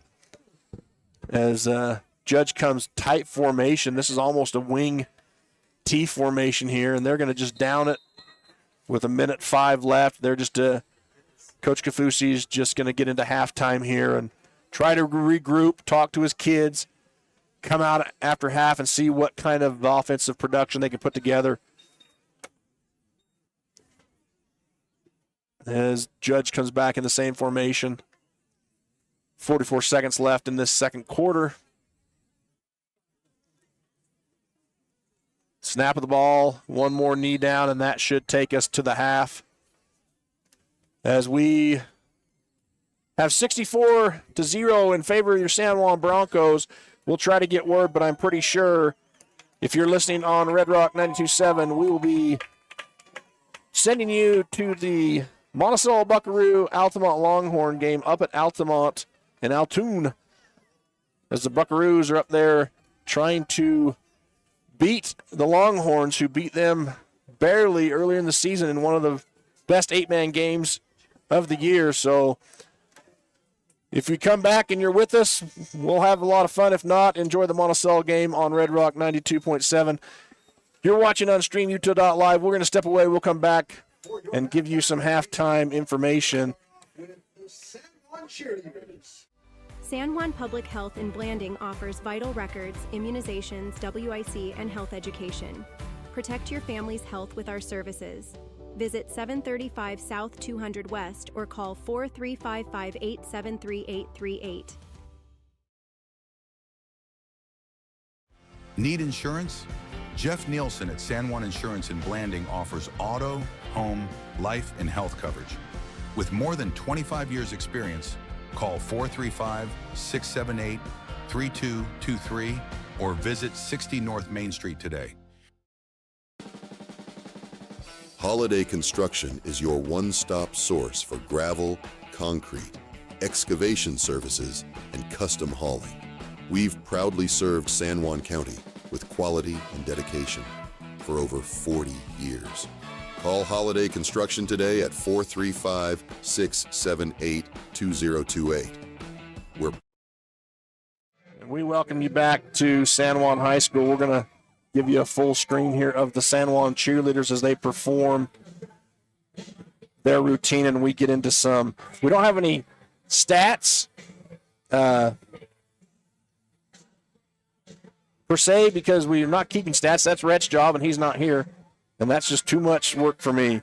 So we will get into some pregame stuff that we want to talk about, and as well as that was Bearskins Custom that was doing that guessing contest. Apologize to them. Sometimes up here in this booth I have memory lapse. I'm getting old. But I want to go back and talk about a few things as this San Juan team has really, Baylor, come out this year and set a lot of records, has a lot of guys that are vying for top in the state and national placings. And we kind of talked about our rushing leaders. Just to briefly go over that again, Jagger Neves, 177 carries on the year, up before this game, 32 touchdowns, which is more now, for 1,763 yards. And your receiving leader, Trip Palmer, 57 receptions for 1,113 yards, 10 touchdowns for Trip. Jagger has 38 receptions, 547 yards, 4 touchdowns of his own. Sophomore, Brig Palmer, who you talked about earlier, really has come on huge this year for him. 29 receptions, 404 yards, 3 touchdowns. Mr. Do Everything on the field, Cole Duke, 16 receptions, 223 yards, 4 touchdowns. Again, these are stats previous to this game. These are not game stats as we don't have them tonight. If you want game stats from tonight's game, you'll have to look for the article in the SJR News or the San Juan Record on newsstands next Wednesday. Your passing leader this year, Bo Yeomans, he has completed 169 passes and attempted 257. He's got a 65% completion rate. He's thrown for 2,626 yards. He's thrown 27 touchdowns and 12 interceptions. Defensively this year, Jagger Neves, 78 tackles, 1 sack, 1 interception, and 1 kick return for a touchdown, followed by Jonas Jepson with 76 tackles. George McNaughton, 64 tackles, and he's the team leader in sacks with 13. It's a lot of sacks for a kid in a season. That's when you know that kid's just getting after it and making offensive lives heck. As now you're treated on the screen with the San Juan Royals, and I'm loving the costumes from both the cheerleaders and the Royals as the Halloween spectacular going on. Going back into defensive, Trip Palmer tied 64 tackles, 2 sacks. Thomas Harden, 60 tackles, 3 sacks. Brig Palmer, again, the sophomore, 53 tackles, doing it on both sides of the ball, offensively and defensively for the Broncos. Look forward for huge things out of him junior and senior year. 1 sack, 3 interceptions. Nash Young has recorded 2 INTs. Andrew Nelson, 3. And Grady Lacey and Cooper Laws have both got an interception. Now, season-wise, Jagger Neves, he has 234 points up until this game, which will be more. But he's first in the state of Utah on points. He's 3rd in the nation. He's got 36 touchdowns, which, again, more tonight. He's first in the state. He's tied for 4th in the nation. We'll be interested to see if that comes up or not. He's got 31 rushing touchdowns, first in the state, tied for 6th in the nation. He's got 1,763 rushing yards. He's second, only 97 yards behind Layton Christian's Academy player who set that record a few years ago. And so, only 97 yards behind. He's, good chance of getting that to 24th in the nation. Out of his career, he scored 468 points. That ranks him third in the state of Utah. The number 2 player has 470 points, and that was in the 1996-98 season. So he could realistically, he's past that with points now because he has 2 touchdowns at least here tonight. Rushing touchdowns, he's tied for 10th with 57. You go to Trip Palmer in the receiving stats. He has 1,113 coming into tonight's action, which puts him 4th in the state, tied for 29th in the nation. He scored 100 points, which has him at 6th in the state. Bo Yeomans, passing yards 2,626, which puts him at 9th in the state and 31st in the nation. He has 2,823 total yards, which puts him at 13th in the state and tied for 49th in the nation. So 3 big-time players there for the Broncos, Baylor, that just getting it done every week. And it's like San Juan, they always just have the triple-headed monster out there, no matter who's on the field. Yeah, it's always a good sign when your quarterback, leading receiver, and running back are all top 10 in the state in their respective yards. And the big thing is just the scheme that they run. I don't think a lot of people understand how complex Coach C's scheme is. Every single play has multiple tags. Bo can read it. If he doesn't like the run play called, he could throw a screen. He could throw a stop. So really, it's complex, but it's built, and he does a really good job of teaching these kids how to run it. And you talked about this stat earlier, team record-wise. Zach Conway, stud running back in his own right, in 2023, set the team record with 34. Jagger was 2 behind him to tie him at 32 going into the game. Needed three to take that over. How many touchdowns do you have tonight? I know he's got at least 2. 3. I think he has 2 running, and then he has the little pass out here. So he's probably the team leader tonight, and if so, we will make sure we get that in the San Juan record. But, yeah, you talked about that earlier. And Zach Conway, he was no slouch. That kid was a heck of a running back, man. I loved calling games with him, and it just seems like San Juan, used to see BYU was quarterback U. Is San Juan running back high school? I mean, they have some of the best running backs in the state come through this place. Yeah, and it all starts with the weight room. You look at Zach, JD last year. And those linemen up front. And Jagger, and the linemen. But they're in the weight room all summer. They're huge. They're strong. And that's really where it starts. Going back to some Feltz facts here that we want to get into because San Juan is making headlines. Current opening round winning streak, San Juan has 5 since 2020, and so they're in there in the rankings. Most playoff victories, San Juan is tied for 7th with Delta, and we'll get into some scores later, and you can tell us about that, but they have 72, and I thought for sure with Delta's matchup tonight in the in their playoff bid, a team that has beaten them, that San Juan would overtake them, but maybe not. Hold on, we'll tease you that for a second. We talked about this earlier. Coach Barkley Christian has won 12 consecutive playoff games, the 7th longest winning streak among active coaches all time, or among coaches all time. Region champ San Juan has 26. They are 5th straight. Also going through here, San Juan's Jagger Neves is 3rd in points scored. We talked about that. In all-season ranking, Neves ranks 4th in points, 8th in touchdowns, and 12th in rushing touchdowns. So just a tremendous season for a bunch of these guys. And just an interesting fact here, Baylor, the new championship site this year, the Class 3A, 2A, 1A, and 8-man, their championship game, the state game, will be played at Zions Bank Stadium, where typically we have went and played the semifinals. They are going to host a championship game this year. So an interesting little fact that's the first time we're going to change it up. We're going to go there next week. The team that wins this one, which appears to be the San Juan Broncos easily, will travel to SUU. Excuse me, and that game is scheduled for a 10 o'clock game. And so now, with 5 minutes left in halftime here, let's go to some halftime scores around the 2A, 1A, and see what is going on in high school football elsewhere, Baylor. So in the 2A South Summit, they were the 3 seed facing ALA. That game's final, 55-20. South Summit's moving on to Cedar City. So San Juan, as long as the score holds, which we expect it to, they play the winner of Emory and Summit Academy, the 4 and 5 seed, and they are actually tied up at 7. So they got a good one up in Bluffdale. And then kind of the surprise that Art teased you with is South Sevier, the 2 seed, facing the 7 seed Delta, and Delta is currently up by a touchdown, 28-21. As we go to 1A, North Summit and Millard. North Summit's leading that 12-7. Duchesne's beating Enterprise 35-0. Kanab's beating Gunnison 42-0, and Beavers beating Parowan 35-0. So not too many surprises there. The 8-man, we only have half the scores. So Rich beat Water Canyon earlier today, 55-14, and Milford beat Utah Military Camp Williams 57-0. So kind of the 1 and 2 seeds that are expected to make a good run in that 8-man, both having dominant wins today. No score on Deseret News for Monticello, Altamont, or Whitehorse, Utah Military Hillfield. So yeah, Whitehorse hosting the game. I think their kickoff was at 5 o'clock, so they're about a half hour into that game. But hosting a playoff football game for the first time in a long time. Whitehorse putting together a heck of a season down there. And good luck to them. Hopefully they can pull that off and advance.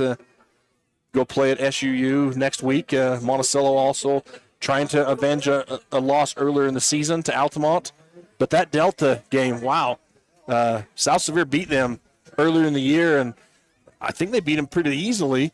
It wasn't a blowout by any means, but you just kind of wonder after that San Juan thrashing of South Sevier, if they're, what that does to your psyche a little bit. And Delta obviously had some good game film to look at to say, hey, how do we come back and avenge this loss? But what a heck of a game. And South Sevier, they're doing a heck of a good job this year in high school football. So with that, go ahead. Yeah, I was just going to kind of follow up on that, but it's really tough when you've beat a team earlier in the year and your kids, they probably come into the game thinking it's going to be easy. And then, like you said, San Juan gave everyone a lot of good tape on how to beat South Sevier. Yeah, and I just got a text, Monticello up 22-6 in that 8-man matchup up there in Altamont. So they're trying to avenge an earlier season loss and come back and make the semis. Of course, they've made the state game in the first 3 years of 8-man football in that league, and they want to continue that streak. We're going to step aside here as we've got 2 minutes, 15 seconds left in halftime. We'll be back with more action here on StreamUtah.Live from San Juan High School. With a changing economy and advancing technology, it's time that marketing and selling of real estate in San Juan County catches up. Four Corners Homes and Property Management is changing the game. Every Four Corners Homes listing includes 3D mapping and virtual tours, professional photos, a digital and global 21st century footprint, and marketing exposure that makes it easy for buyers to find and identify what makes your listing unique. Marketing and exposure sells real estate, and if you want the best, you need Four Corners Homes on your team. Find us at fourcornershomes.net or call 801-404-0058. Oh, yeah, I got it. How to nourish plant. How to rescue plant. How to... Where to buy new plant.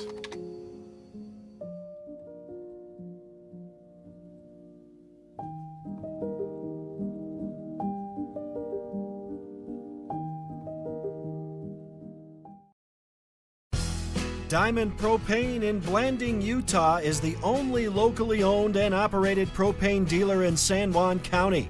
Call Chas Jacobson today at 435-678-2010 to fill your tank. Diamond Propane is a proud sponsor of local high school sports. Ready to own a home across Utah or Colorado? The Britt Barton team at Primary Residential Mortgage, with over 30 years experience, delivers custom loans, great rates, and friendly advice. Sit with Britt and begin your journey today. Primary Residential Mortgage Incorporated is an equal housing lender, MLS number 3094. Pain or injury sidelining you? Precision Rehab restores you and your loved ones back to peak performance with physical therapy in Monticello, Blanding, Montezuma Creek, and Monument Valley. Covered by most insurances. Call 435-678-3869 or visit precisionrehabutah.com. Planning a weekend project? Red's Ace Hardware in Blanding has paint, tools, grills, and yard supplies from top brands like Craftsman and Weber. Visit us for great deals and expert advice.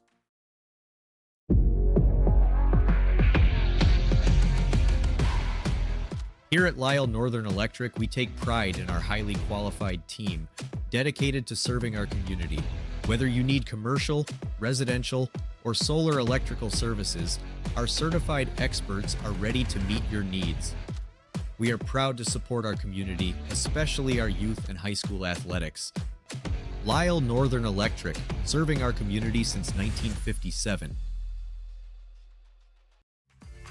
With over half a century of combined experience, Countywide Realty has guided more deals than any other local team. From farms and ranches to homes and land, no one knows San Juan County like Countywide Realty.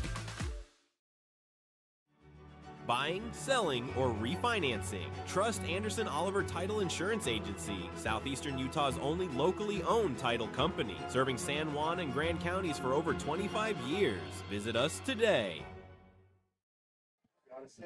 And we welcome you back to San Juan High School, home of the Broncos, as they get ready to receive the second half kickoff, leading 64-0 against the visiting Judge Memorial Catholic Bulldogs here as the state quarterfinal action. Next week's game, like I said before, at SUU over in Cedar City. The game the Broncos will be in, that side of the bracket kicks off at 10 a.m. So you either got to leave early or spend the night before to go over there. We will be broadcasting live on StreamUtah.Live and also on Red Rock 92.7 from that game as well. So we'll be there, and hopefully I won't be running the board and doing the play-by-play. That hopefully my good friend and buddy Rhett Sifford will be back with us, because this is not as easy as it looks. I much rather sit over there and watch the game and just make comments. Yeah, and it's not very often that San Juan gets the onside kick. Gets to receive the second half kick. Usually they're receiving in the first half. Yeah, that was onside. That went right to Pierce Holiday, right in his midsection. I believe that was Pierce 59. And he gathered it up, went right down to the turf with it, which is exactly what you want your front line. But I like what Coach Kafusi tried there. He tried to catch him sleeping. Yeah, and that's something. Why not? You might as well. Yeah, what do you got to lose, really? I mean, it's one of those games where you kind of got to throw tradition out and just kind of go for something, kind of get a spark going in your offense. As San Juan comes out, and they come out, looks like, is that Thomas Harden in the back? Yep, 29, Thomas Harden. Thomas Harden now in for Jagger Neves as he's going to take the handoff right up the middle. Gain about 5 yards on the dive play.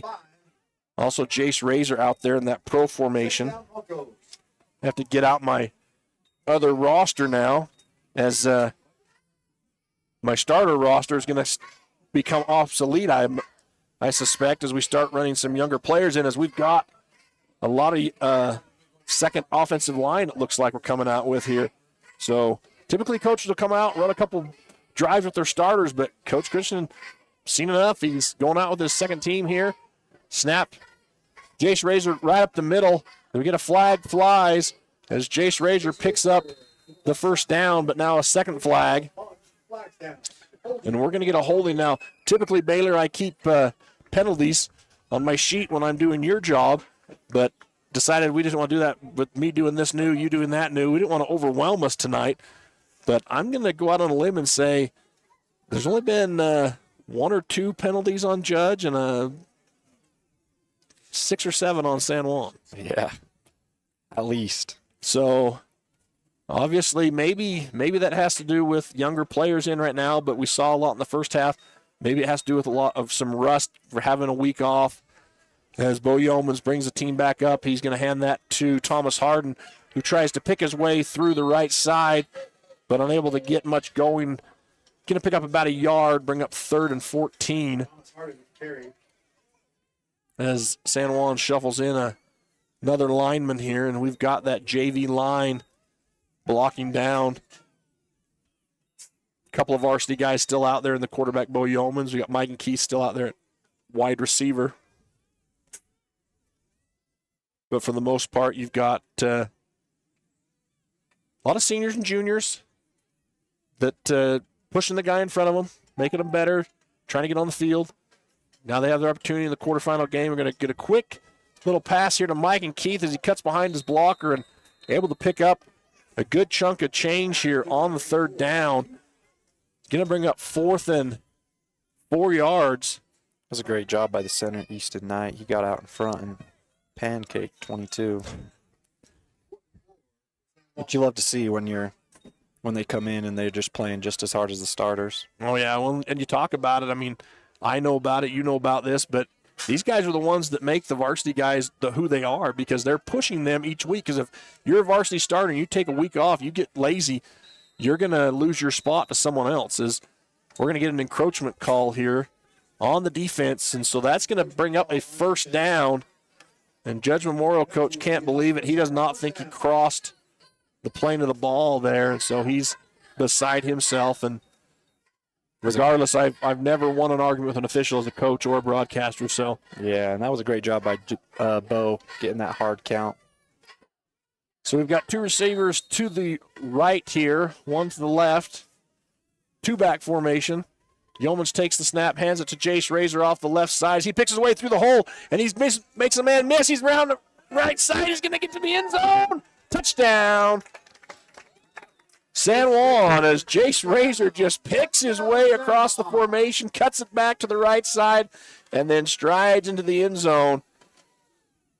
And when you can do that with, your so-called second players, man, you've got a lot of guys in that on that team that they can go out there and just get it done no matter who you put out there. Yeah, it was a great job by Jace. Couple arm tackles that he just broke right through. And well, San Juan will come out. Looks like Quincy Singer, number 14, is going to be the holder. Still looks like Cole Duke as the kicker. Nice snap, nice hold. Kick is up, and it is good. As the kick goes through the uprights, brings our score to 71-0 in favor of the Broncos. And I almost guessed the score would be 74-0, but I didn't want to say. Most people on their guesses were giving Judge the benefit of the doubt and a score or two. I kind of figured after a week off, when the Broncos ready to get this playoff push started, that they'd come out, no matter who they put on the field, Baylor, and just fire in their belly and want to go out and just get a shutout here tonight. Yeah, you could tell they're excited after the week off. They're just excited to be back out here.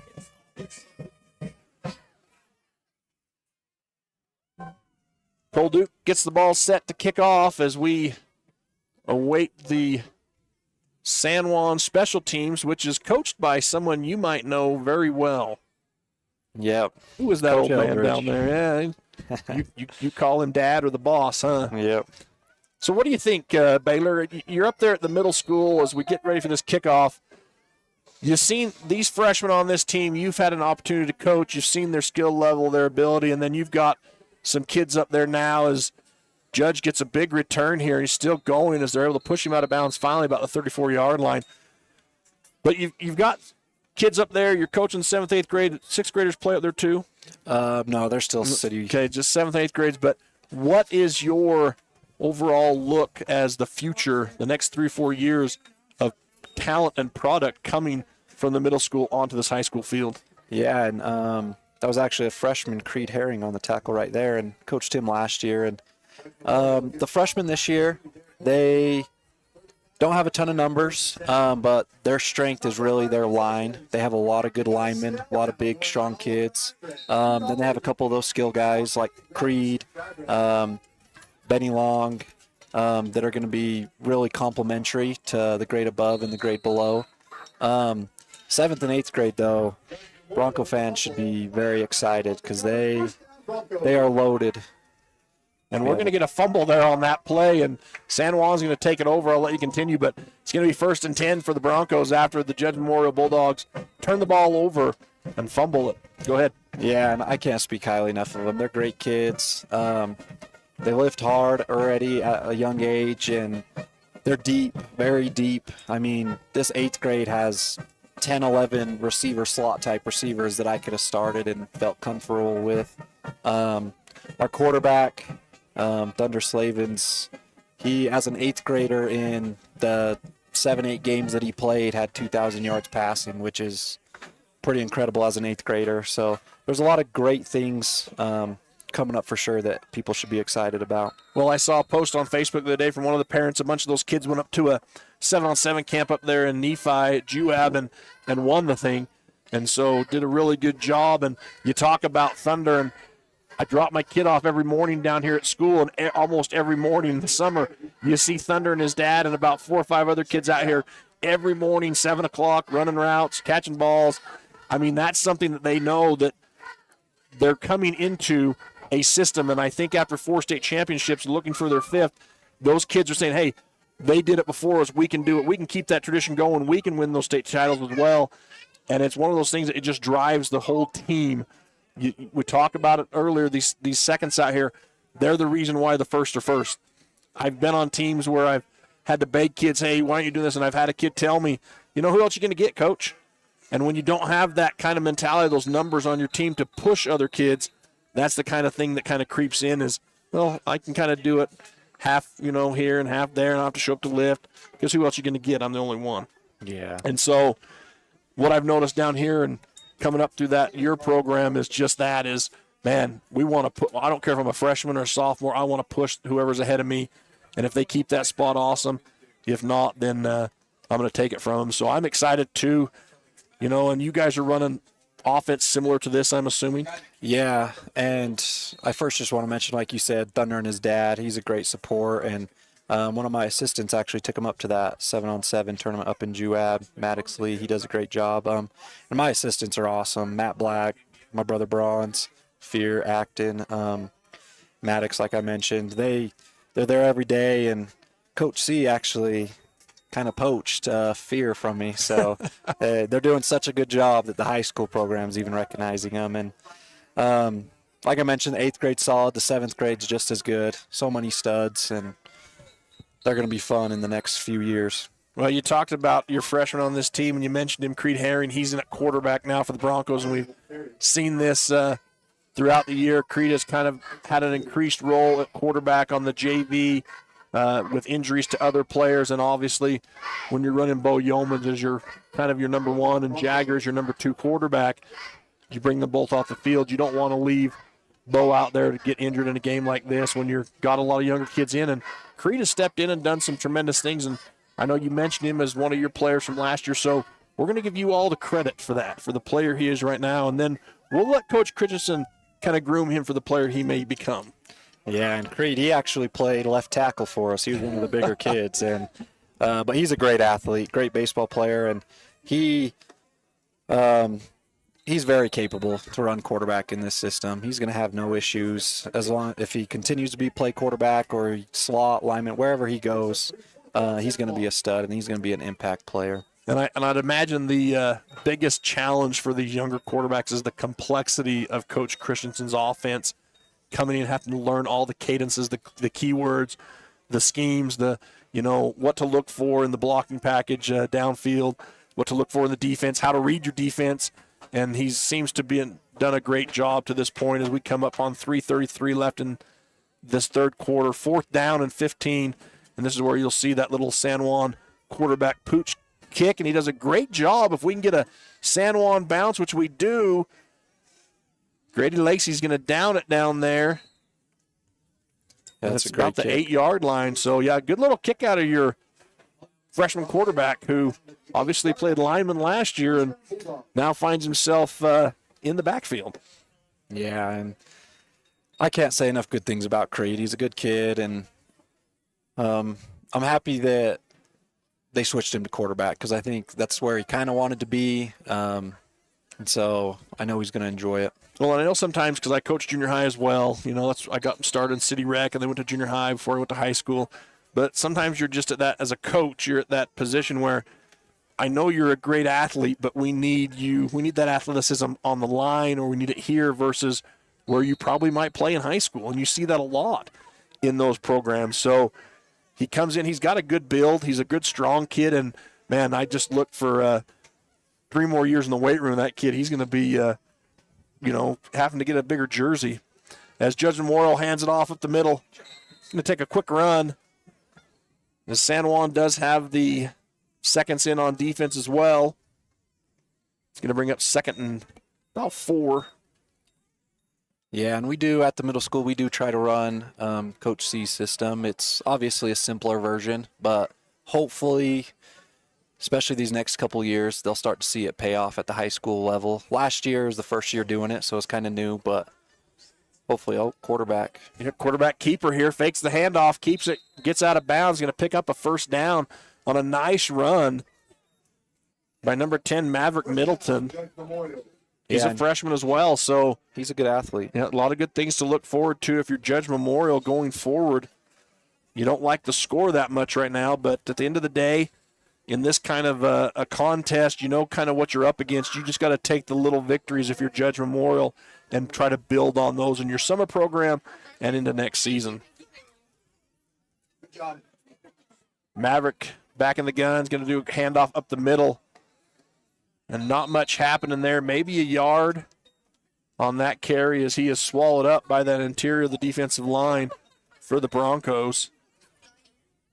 I'll tell you that Pierce Holiday out there playing defensive tackle. That kid, he's a stick of dynamite. That kid is all go all the time. Yeah, he's a stud. His little brother's one of those kids that's coming up too, and he's the real deal. Judge Memorial, 30 seconds left on the clock here as they get the call in. Going to go tight bunch formation right, shotgun for Maverick. Maverick's going to run a little RPO, hand it off. His receiver running back tried to get out that right side, but man, San Juan's defense just stretched the field going sideline to sideline, and he's unable to plant and get north and south. Going to bring up third down here, but to the clock, this is going to end the quarter here as we're down to 6 seconds, and we're going to come to the fourth quarter as we'll take a quick timeout. We'll be back here at San Juan High School as the Broncos lead 71-0 as our clock just glitched over there. We don't want to – we've had problems with that clock before, but we'll take a quick timeout. We'll be back. At Energy Fuels, creating opportunities and participating in the local community is important to us. Thanks to our dedicated employees, we're safely producing critical materials that support cleaner energy sources and a better planet for future generations. Knowing that the youth of today will make great contributions tomorrow, Energy Fuels is a proud supporter of high school athletics within our communities.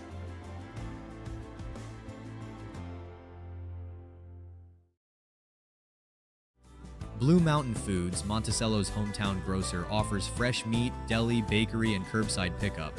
Check BlueMountainFoods.com for weekly specials. Open 7 a.m. to 9 p.m. at 64 West Center Street. And we welcome you back into San Juan High School. And we get ready for the fourth quarter here. Need to tell our clock operator it's fourth quarter. Last time he touched the clock, he made it short. If you haven't been to a game live at San Juan High School, you've just listened to us on the radio or the StreamUtah.Live broadcast over the years. This clock has a little bit of an issue. It's temperamental here at San Juan High School, and if you let the horn blow too long, sometimes it decides it needs a break, and the whole scoreboard will shut off. So it's one of those things you got to kind of wear kid gloves around the scoreboard. So he does a great job over here running it for the Broncos as Judge Memorial sets up 3rd and 9. Doubles formation, shotgun, and we're going to get a false start as we've got jumping on the offensive line and a receiver. And I don't even think they threw a flag. They just stopped it. The refs are at that point of the game are like, I don't want to bend over and pick up my flag. I tell you, I hear it. Me too. I'd have one of those little grabbers out there. Grab the flag, pick it up. Bring up 3rd and 14 now for Judge. Snap of the ball, quarterback looking back. He's lots of pressure, and he's going to be picked off by Jace Razor as he runs right into the quarterback, and the quarterback's able to drive him out of bounds to save that pick six. But Broncos will take over in Judge Memorial territory, 1st and 10 from the 11-yard line. Jace Razor just stepped right in front of that pass, Baylor. Yeah, I don't think Maverick Middleton saw him right there. His receiver started to break and go deep up the sideline, and He had already thrown the ball, and Jace just cut right in front of it. I think one of the things that the Bulldogs are going to go back at, and when they look at film and they look at this game going forward into the next season, turnovers are going to be something that I think Coach Kafus is going to say, hey, we really got to work on that. We got to work on the read, looking downfield, seeing our receivers, and then also just controlling the ball. They've had a few fumbles here tonight, and San Juan has been able to capitalize off of most of these. As Creed Herring brings the offense to the line, he's got pro formation, one back each side of him, Thomas Harden and Jace Razor, as he watches for the official to give the 10 count, take this play clock all the way down. As Creed gets the snap, he then looks to hand it off to Jace, pulls it around the right side, and unable to get much out of that, but does get some positive yardage. Picks up about 2 yards. So nice little run there by Creed to get some positive momentum into this fourth quarter. As the Broncos, I don't think you'll see a lot of passing, even though we do have freshman quarterback and a lot of the second and even probably some third-string linemen and receivers in here. Typically, coaches are pretty understandable of opposing coaches. They're not going to go out and throw this ball. Heavy dose of run game here. If you score out of the run game, that's a given, and that's acceptable, but you don't want to run it up in a passing game here. So Creed Herring takes a snap, hands it off to Thomas Harden off the right side, and Thomas Harden's going to bull his way into the end zone for the touchdown for the San Juan Broncos. And that's going to just widen this score a lot more, as we have been in a running clock. So this half has gone a lot faster. Yeah, that was a great run by Thomas, just right up the middle. And Thomas is one of those kids, Baylor, that, he kind of got in a little bit last year. You kind of saw what he could do. And him and Jace, I think, are kind of vying for that second spot, that who's going to be it next year, as they're both the same class. They're both juniors, and they're both capable running backs. And so it's just one of those battles, and you love to have them. As a coach, you love to have kids competing against kids because it makes you work hard all summer. You know that you can't take it off. You got to get in the weight room. You got to do the speed drills if you want to be the starter. As we get Cole Duke out here to kick the PAT, and this one is going to be blocked, it looked like, because it came out of there, and Winsky Wampidoo, if that's even a word, but that ball was twisting and turning and didn't hardly get into the end zone. And we're going to get a personal foul roughing the kicker, so maybe that's why it got blocked. So we're going to line up and do that again, Baylor. Yeah, like you mentioned with Thomas and Jace, whatever turns out, whoever becomes the feature back next year, they're both going to have a big role and both going to contribute tremendously. Oh, and I think, you talk about George being that a tight end for the Broncos, and they've had Bennett a few, years ago. He was a great tight end for them, and it's blocked again. And this time there's going to be no personal foul, just a no good on the PAT. But I could see Thomas being that the tight end back, to help out there. And obviously in their pro doubles formation there in the backfield, which is a formation I love to see when the Broncos run it, because as an old defensive coordinator, I hated when you had a quarterback that was mobile, that ran a lot of RPOs, and then you put two backs back there. It just made your backers that much more accountable, and it just higher percentage to make mistakes as a linebacker. But now that I'm calling games and I don't have to coach against it, I love it. Yeah, love to watch it. It's fun to watch. And Bo's only going to get more mobile, more fast. Yeah, I've seen that this year a lot. You've seen the first couple of games, he really didn't have that, I want to pull the ball and run it and take it like Parker Snyder had, like Knight had last year. And I think as the season went on, he's kind of got that in his belly where, hey, I want to get in this action. I want to take that ball and go upfield and get six. And Judge Memorial on a good return here, and Pierce Holiday able to chase him down about the 45-yard line and bring him out of bounds on a hard tackle. But, man, number 18 had a head of steam. That's Dylan Campbell, and he was off to the races on that return. Yeah, that was a great job by Pierce. And Cole was right there as kind of the safety if Pierce didn't get to him, but it's always good. Just watching the replay, Cole was eyeing it down like, yeah, I'll let you have this, young'un. Great play by Pierce to just nice angle, too. Out of young players, it's hard to teach that. They always want to come to the player, not to where the player's going. It's just one of those things that's hard to teach in football to younger kids. As Judge Memorial takes over, and it looks like at quarterback, number 23, going to hand it off right up the middle. 23 is Elijah Flores. A nice little run there by the Judge Memorial offense. Going to pick up 5 yards, bring up 2nd and 5. 6 minutes left on the clock. Broncos leading 77-0. Again, remind you, after the game, go down to the park down here. Participate in the fun activities. Have you ever played, what's that game they play down there? Paddles? Pickleball. Pickleball, you ever played that? Yeah, I mean, my wife. Your wife? My wife. Yeah, see, it just happens up here in the booth. Me and my wife were in the league that they had a couple of years ago, and we were awful, so I told her I'd never play it again. I couldn't handle all these older ladies kicking my butt, so I had to retire. I know my limitations, and it's not running around in a square, that's for sure. 3rd down and 5 for the Judge Memorial Bulldogs. 5 minutes approaching on the clock as a lot of fans are starting to clear out here, and maybe it's trick-or-treat time in Blanding. We're going to get, we've had almost look like an illegal shift there to me, but number 18 on the end around. Oh, when he goes up and over, tries to get over the defender, and he's brought down hard out of bounds. I'd like to see that replay. No flag, so they must have assumed the defender went to his knees. And he tries to go up and over, which is a no-no in high school football. Only time you can do that is if they're on the ground. Yep. There is no hurdling in this league anymore. Brings up 4th down and 5. I don't know if the wrestlers still have any food down there, but if you haven't ate dinner, come up and get something from the wrestlers. They had fry bread and Bradford kebabs earlier. $8 a kebab, $10 for a fry bread and a kebab. So we're going to get a timeout here by Judge Memorial with 4:15 left in this game. As San Juan, I can honestly say, probably has this thing in the bag, Baylor.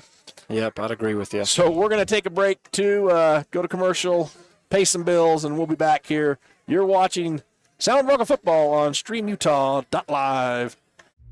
Canyonlands Tire and Blanding offers top quality tires, auto repairs, and fast service. Stop by for all your tire needs. Your local tire experts at Canyonlands Tire. At Red Mechanical, we believe strong communities start with strong support, and that includes cheering on our local high school athletes. We've proudly served the Four Corners with dependable HVAC and plumbing solutions, keeping homes and businesses comfortable season after season. From the field to your front door, we're here for you. Red Mechanical, proud supporters of high school sports and our local communities. And we welcome you back to San Juan High School as Judge Memorial gets the punt away, and it rolls down. Gonna put the about the 5 Broncos at the 5-yard line. Typically, when we come back late from commercial, some big play happens. So I was joking with Baylor here that coming back late from commercial, folks, and San Juan returned this kick to the house, but Judge punts it away from Mike and Keith, who is the returner. Able to down it. San Juan will take over here.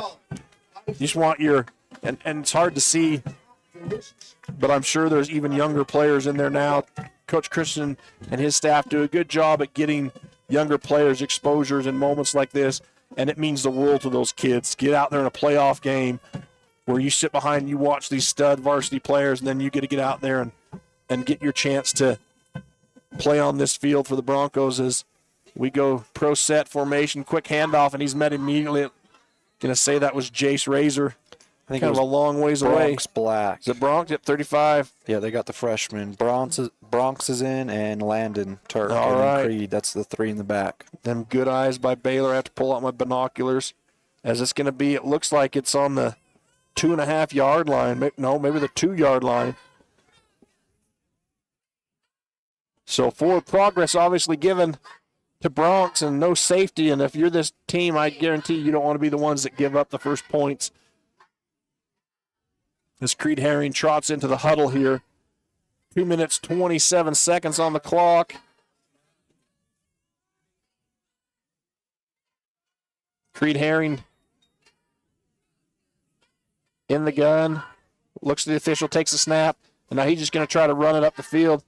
And I don't think he gets out of the end zone here. Yep, it's going to be a safety for the Judge Memorial Bulldogs. So they finally get on the board with their defense doing the dirty work here in the fourth quarter against the Broncos C team. They're going to get a safety, which will now give the Broncos the free kick. With 1:51 and the clock still runs here, as we may have just enough time for that kick, depending on how fast the officials can get this set and ready for play. It's not very often that a team has 2 points. Just 77-2. That's quite the score. Yeah, it's one of those things that most people who look at the score are like, oh, yeah, that's there's a reason why they got those 2 points. And you got to give it to those kids. They're going against a varsity team who had 77 points put on them, and they still want to put points on the board. That's one thing about this Judge team. They haven't quit tonight. They haven't just laid down and died. They've played hard. But like most teams, San Juan has just overpowered them and just run roughshod over them with how they run their offense. And, man, their defense looked good tonight as well. Like I said, we're not keeping stats here tonight because my partner in crime, Rhett Sifford, is gone, trying not to break a hip on the dance floor, getting jiggy with it somewhere in California. But look to the San Juan record this Wednesday. You'll find all the stats and write-up. I'm going to try to do my best to cover that as well. I told him earlier he had to edit the heck out of that thing, so we'll see how that turns out. I'm more of a wrestling contributor in the paper during wrestling season. I can write about wrestling pretty easy. So here we go. We got the free kick, and who is kicking for the Broncos here? Number 50, is that Knight? I think it's Easton, yeah. Yep, Easton Knight with the kick. Judge had a good head of steam there, and he's still on his feet, now brought down by the Bronco special teams unit. But Judge will have great field position as they will start on San Juan's side of the 50 here, as they have 49 seconds and all 3 timeouts Judge Memorial has. So we'll see if Coach Kafusi is like, hey, let's go get a moral victory here for this team and put some offensive points on the board, which you wouldn't mind seeing, honestly, Baylor, and you wouldn't fault him for doing that, using his timeouts, but it doesn't look like he's going to, as the clock is now started, as with the mercy rule, and the ball is set, clock runs. And so 37 seconds as Judge takes the snap. Nice pressure by the defense. Quarterback eludes it, but not for long, as number 54, that is senior Tyler Jacobson. They call him Skid Steer. Tyler Jacobson with the stop. He's in there to make the big stop for the Broncos, a kid that has had a lot of injuries in his high school days, but continues to just come out and be a part of the team and motor through it as we come up on 8 seconds. That's going to do it for the Broncos here. We're going to take a quick timeout as the game comes to an end, 77-2. We'll try to get an interview with somebody up here. We'll go to commercial break here and be back with the post game as the San Juan Broncos will advance to next week's 10 a.m. football game at SUU in Cedar City. We'll be right back. San Juan Building Supply in Blanding has lumber, tools, and building materials for any project. Enjoy quality products and expert advice. Call 435-678-2000 or come in and see us at 1050 South Main Street. Lee Collision Repair and Restoration in Blanding offers top-quality auto body and glass services. Visit us on North Grayson Parkway or call Jackson at 435-485-0069 today. San Juan Credit Union, providing exceptional financial products in southeastern Utah for over 60 years, is proud to support our local high schools. With branches in Blanding, Monticello, and Bluff, along with an ATM in Montezuma Creek, access to those products is easier than ever. San Juan Credit Union offers checking and saving accounts, bill pay, a wide array of loans, and much more, all on a full-service website and mobile app. Plus, they're federally insured by the National Credit Union Association. San Juan Credit Union, your money, your future, your credit union. Diamond Propane in Blanding, Utah is the only locally owned and operated propane dealer in San Juan County. Call Chas Jacobson today at 435-678-2010 to fill your tank. Diamond Propane is a proud sponsor of local high school sports. San Juan County Adult Education empowers adults with technical, business, and college skills to join the workforce. Earn a high school diploma or GED. Visit a USU Learning Center or email gina.grover@sjsd.org to learn more. For over 75 years, San Juan Health has offered top medical care in Blanding, Monticello, and Spanish Valley. Visit sanjuanhealth.org for our services. San Juan Health, chasing perfection since 1947. Here at Utah Naval Health System, our mission statement is we exist to improve your quality of life through comprehensive, self-empowered, culturally sensitive, and amazing customer service. Need fast internet in San Juan County? Emory Telcom delivers blazing fast fiber with no contracts and free installation. Power your home with reliable connectivity. Visit emorytelcom.com for details today. Get the resources and quality of a big school education and the support of a smaller school at Utah State Blanding. Explore over 70 degree and certificate programs to find your perfect fit and experience personalized learning with small class sizes and dedicated faculty while getting the classic college experience. A Utah State education is affordable too, thanks to competitive tuition and tons of scholarship opportunities. Visit blanding.usu.edu to learn more about becoming an Aggie in Blanding. In career and technical education, your classroom is more than a place to learn. It's where your future begins. Here, you will learn real-world skills, explore your passions, and turn your talent into opportunity. Whether you are drawn to healthcare technology, trades, or design, CTE helps you take that next step with confidence, learn the skills, build your dream, and step into your career, starting today. Monson's Quality Meat Processing in Blanding provides processing for both wild and domestic animals. They also carry USDA choice steaks, ground beef, and 14 unique flavors of handmade bratwurst. Monson specializes in friendly service, the highest quality products, and flexible timing, all at a competitive price. That's Monson's Quality Meat Processing at 885 East Pinion Ridge Road in Blanding. Call 435-459-1401 or find them on Facebook. Desert Rivers Credit Union offers mortgages, low fees, and great rates for all credit scores. Enjoy local service and a nationwide ATM network. Desert Rivers Credit Union, for people, not profit. San Juan Building Supply in Blanding has lumber, tools, and building materials for any project.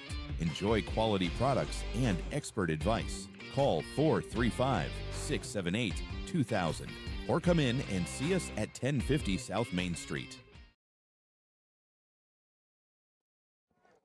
All right, and we welcome you back into San Juan High School after the San Juan Broncos defeat the Judge Memorial Catholic Bulldogs here as we welcome into the booth Bo Yeomans, QB1. A one on the chest, one in the hearts of many girls at San Juan High School, I believe. I wouldn't say that. Yeah, so, Bo, first playoff game, go out there, you get a big win, quarterfinal action, you're moving to semifinals next week. How'd you feel about tonight's game? No, I felt good. I feel like everyone all around just played really good. Our defense did great. You know, we didn't give up any scores until that last drive with our C-team guys in. They got a safety, which that's still I feel like everyone just played as hard as they could. Yeah, you kind of got to take that one with a grain of salt just because of this position you were in. Creed tries to get out of the end zone, unfortunately not able to. But let's talk about your game. We've watched you since that Grantsville first game at Snow College, and you've just kind of – I mean, I've watched you for years. You know, I want to take some credit here because I was your carpool buddy for 3 years. So I feel like maybe that had some rub off onto your success, but we'll go down that road later in life when you're in the NFL and I'm asking for tickets. Anyways, you've really progressed a lot since that first game, and we have seen you mature game in and game out, and where's your confidence coming from? How is that being developed? I just kind of, I don't know. At the beginning of the season, everyone was telling me, don't be cocky, stay humble, which you got to stay a little bit humble, but at the same time, I don't want to hype myself up, but I'm kind of like first sophomore to ever start for Coach C, and I feel like I'm doing a pretty dang good job, so you just got to have that confidence no matter what. Any quarterback that's been worth his salt has that swagger, and you've got to kind of manage that humility and swagger. But swagger's what gets you to the top. It's what makes champions. It is. Any coach will tell you. You want players that have that fire and that swagger to go out and get it done, and you've done that tonight. Talk about your feel for this game. You came out, the first play of the game was a handoff up the middle. Was that an RPO, or was that a designed run to Jagger, and he goes the length of the field and scores? Yeah, it was an RPO, but what'd you see? Backers stayed back, and then you got your best guy one-on-one with the safety, might as well. Yeah, and you're like, hey, let's roll the dice, and it worked out well. Yeah. What's it like playing with a running back like Jagger back there? I know he's kind of that backup quarterback if you need him. We haven't had to have him, luckily, but what's that relationship been like with you and Jagger as sophomore, senior? He is breaking records left and right. You're now getting into that conversation with your games this year. What's that relationship like with you and Jagger? I feel like it's really good. Like, I would say Jagger's almost a brother to me. He's always been super nice to me, even since I was a freshman. Always treated me really well. Yeah, well, you move on to the state semifinals next week at SUU. Yes, sir. I remember when you were an 8th grader, and we were at the semifinals at Zion's Bank. You and my boy and another, I think Max was there. You were standing in the bleachers, and here comes Coach C walking by after a big win. And he looks at you guys and says, hey, you guys are going to be part of this next year. Yes, sir. And now you're there. It's 2 years later. You're the one leading this team. What's that feel like? It feels amazing.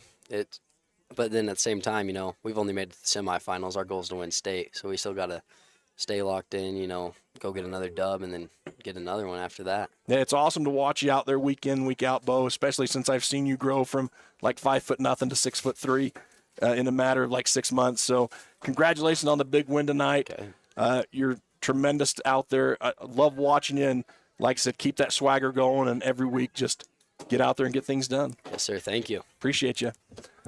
Bo Yeomans, the quarterback of the San Juan Broncos, as we bring in Coach Christensen now, as he just continues to add to his legacy and stats as one of the winningest coaches in playoff history at state, and keep moving up that line. Coach, overall, how'd you feel about tonight's game? I mean, it was good, obviously. It's always good to win. We get you in here after you're eating a kebab down there, huh? It was good. Obviously, it's always fun to win, going to the semifinals. We've been in a place in our program before where, that was tough. We weren't doing that. And so you can't take these things for granted, but at the same time, I didn't feel like we played very 100% every single play. I felt like we took a lot of plays off on offense. I thought defense did pretty good, but I mean, it's masked behind winning. So that's the only thing that gets scary when you have a game like this, where I don't think we played to our full potential. You could tell we were coming off a bye week. We got lazy. We got with our feet. A couple of those holds, were legitimate holds, and it's just because guys were just doing practice type reps of not moving feet. So we got to clean those things up definitely for the next week. Yeah, the first play of the game, Jagger takes that handoff like we talked with Bo about, and goes the length of the field, scores, and it seemed like you guys were just on pace to get 100 points out of this thing. And you had a couple of touchdowns called back because of penalty.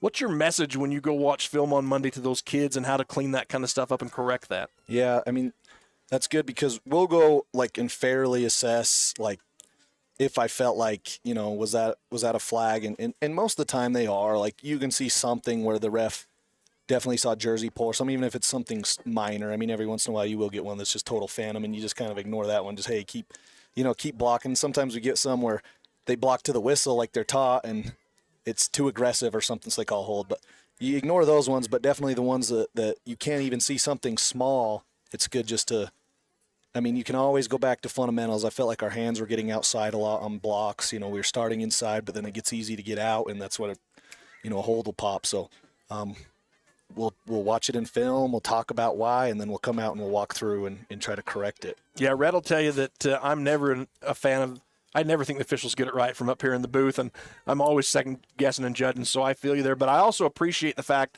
that even after going out in total dominant fashion tonight, you get this huge win, that as a coach, you're willing to – I've known coaches in the past that you get a win, it's a win, let's just move on. But the really great teams, they can look at themselves and say, hey, yeah, it was a huge win for us, and we can go rest on that and say, hey, we got the W and we're moving on. Or we can go look and see what can we improve upon. So I love how you always talk about those things is where can we improve? Even in a big win like this, what can we take away positively and what can we improve upon? And I think that's huge for high school kids, and that's why you guys are in the situation you're in, year out, because as a coaching staff, you're willing to address those things. Talk about Bo and his performance here tonight. You didn't play your starters in the second half. I figured you might come out and play him a drive or two, but you came right out with that second team. He kind of quarterbacked it for a minute, and then you came in with Creed. But what have you seen out of Bo from Grantsville tonight that just tells you, hey, this kid is really coming along, and he's in that conversation for MVP, quarterback of the year, that kind of stuff? Yeah, his growth is like, if you have a conversation with Bo, you think you're talking to a dad of 3 with a mortgage. Like he's so mature and respectful. And so he's so easy to coach, and the game just comes so naturally to him. He obviously is a kid, and that's how he moves and plays right now. He's still young and raw, and we had to figure out what does Bo do well, and with coaching Parker and Jace and Jayton and some of those guys who are a little bit more mobile, it was kind of tough to find answers for Bo to where we don't have to have him read DNs and we don't have to have him run the option as much, and he can throw. And he's one of my only quarterbacks where we figured out, he's really good at progressing. And I've never really taught a quarterback where, usually we'll read a defender or something, make it pretty simple. And he's so good at going 1, 2, 3, 4, and he's been the only guy I've seen really that can go back to get back to 5 and put a good ball on there. So we've just had to kind of figure out what he does well. And man, he's so smart when it comes to football. He can just pick things up better than anybody I've ever seen. Well, we saw that tonight. He had some great passing, and I think he only had one. I don't know. We didn't keep track of stats tonight. We'll have to look at Max Preps after you guys input that stuff off of your film. But there was one that was a little high out there that was a wide open miss. But other than that, he was pretty much on the money tonight. And then when you're throwing to a guy like Tripp and Brig Palmer, the sophomore, man, I tell you, you've got some sophomores on this team. We'll go back to Tripp, but you've got some sophomores, Coach, that have just come out here and perform like they're veterans on this team. But talk about Tripp a little bit. He kind of, me and Baylor talked about it a little bit on the broadcast. He kind of got lost. The defenders just kind of missed him, and he was just wide open on a few plays. And it's like, how do you miss a guy that's 6'4" and one of the best receivers in the state of Utah? What's his game elevated like? Yeah, he's obvious. Like, if you try to pack the box and stop Jagger, which a lot of teams try to do, it's so tough because we have Tripp, and he's now, I think, he's kind of figured out how dominant he definitely can be, and he wants the ball, he calls for the ball, and he goes up and gets the ball. And unfortunately in games like this, we can't, especially, it's not unfortunate because we wanted our defense, we challenged them, we haven't had points all year, let's go score. And so they score a bunch. When we get up big, we have to kind of quit throwing the ball, but I know he runs it looks like he's slow, but he takes 3 steps and he's 15 yards. Yeah. He's one of the faster guys on our team, but he just, that stride, and he's so good at moving with his body, and he's so tough to guard because he can go in, out, up, and he knows how to leverage that and use that. Well, we don't talk about the 5 guys up front a lot. We mentioned them tonight. We called them out because they're the guys that are getting those guys the yardage. They're the guys that are getting the pocket for Bo to make those passes to Tripp. Talk about the continuity of those 5 linemen. You replaced 2 linemen this year. You brought in a new center. You brought in Gage at the left guard, I believe, with his brother over there.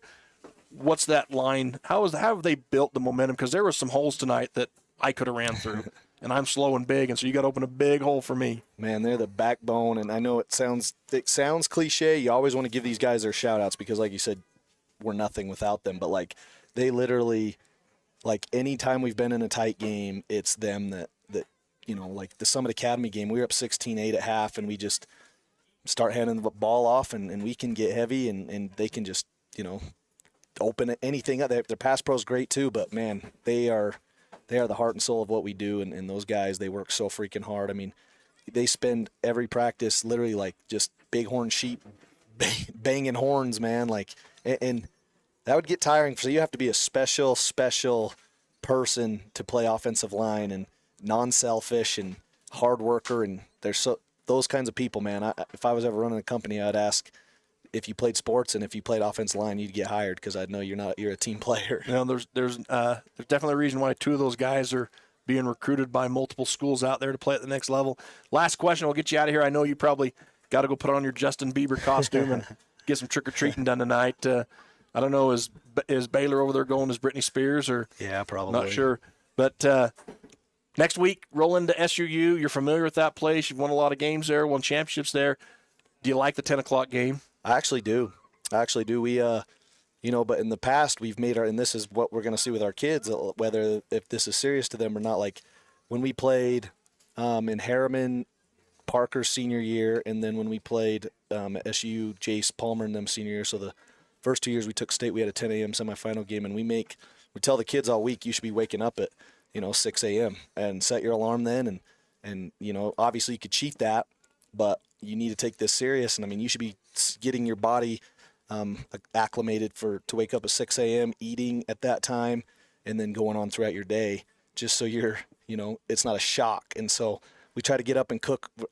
We got to cook them breakfast or go buy something with a lot of protein because I don't want them just eating anything. So there's a lot more prep that definitely goes into it because everything just starts earlier, and we have to all get up and do our part too. But they take it serious, man.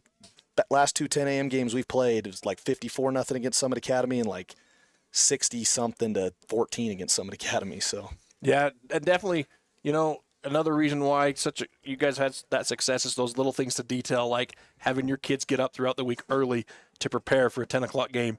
Those are just little things that general people watching, they don't think about. Oh, you guys just go out and practice, you get there. But congratulations tonight's win. You advanced to the semifinals. We look forward to calling that game on StreamUtah.Live and Red Rock Radio. But awesome win tonight here on your home field to close it out.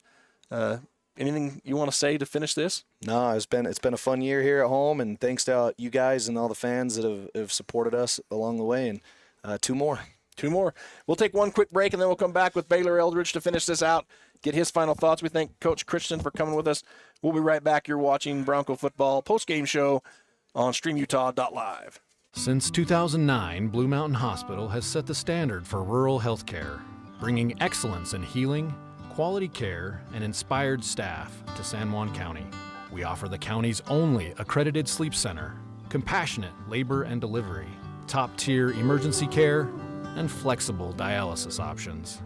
At BMH, our comprehensive services are delivered by a passionate team. Visit bmhutah.org to learn more. We can't wait to meet you. All right, welcome back to San Juan High School one final time on the post-game show. Baylor Eldridge back in here with me. Baylor, thoughts on this game?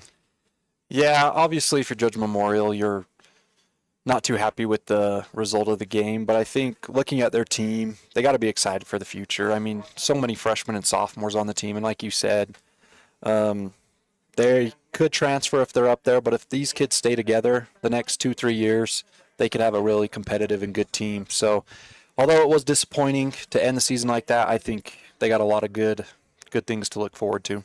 Yeah, I thought they had some good drives. They had some things go well. Turnovers was a killer for them for sure, and of course, anytime you're going up against San Juan's defense and their offense, it just can put up point after point after point. It's a hard road to hoe there. Trying to find a score here.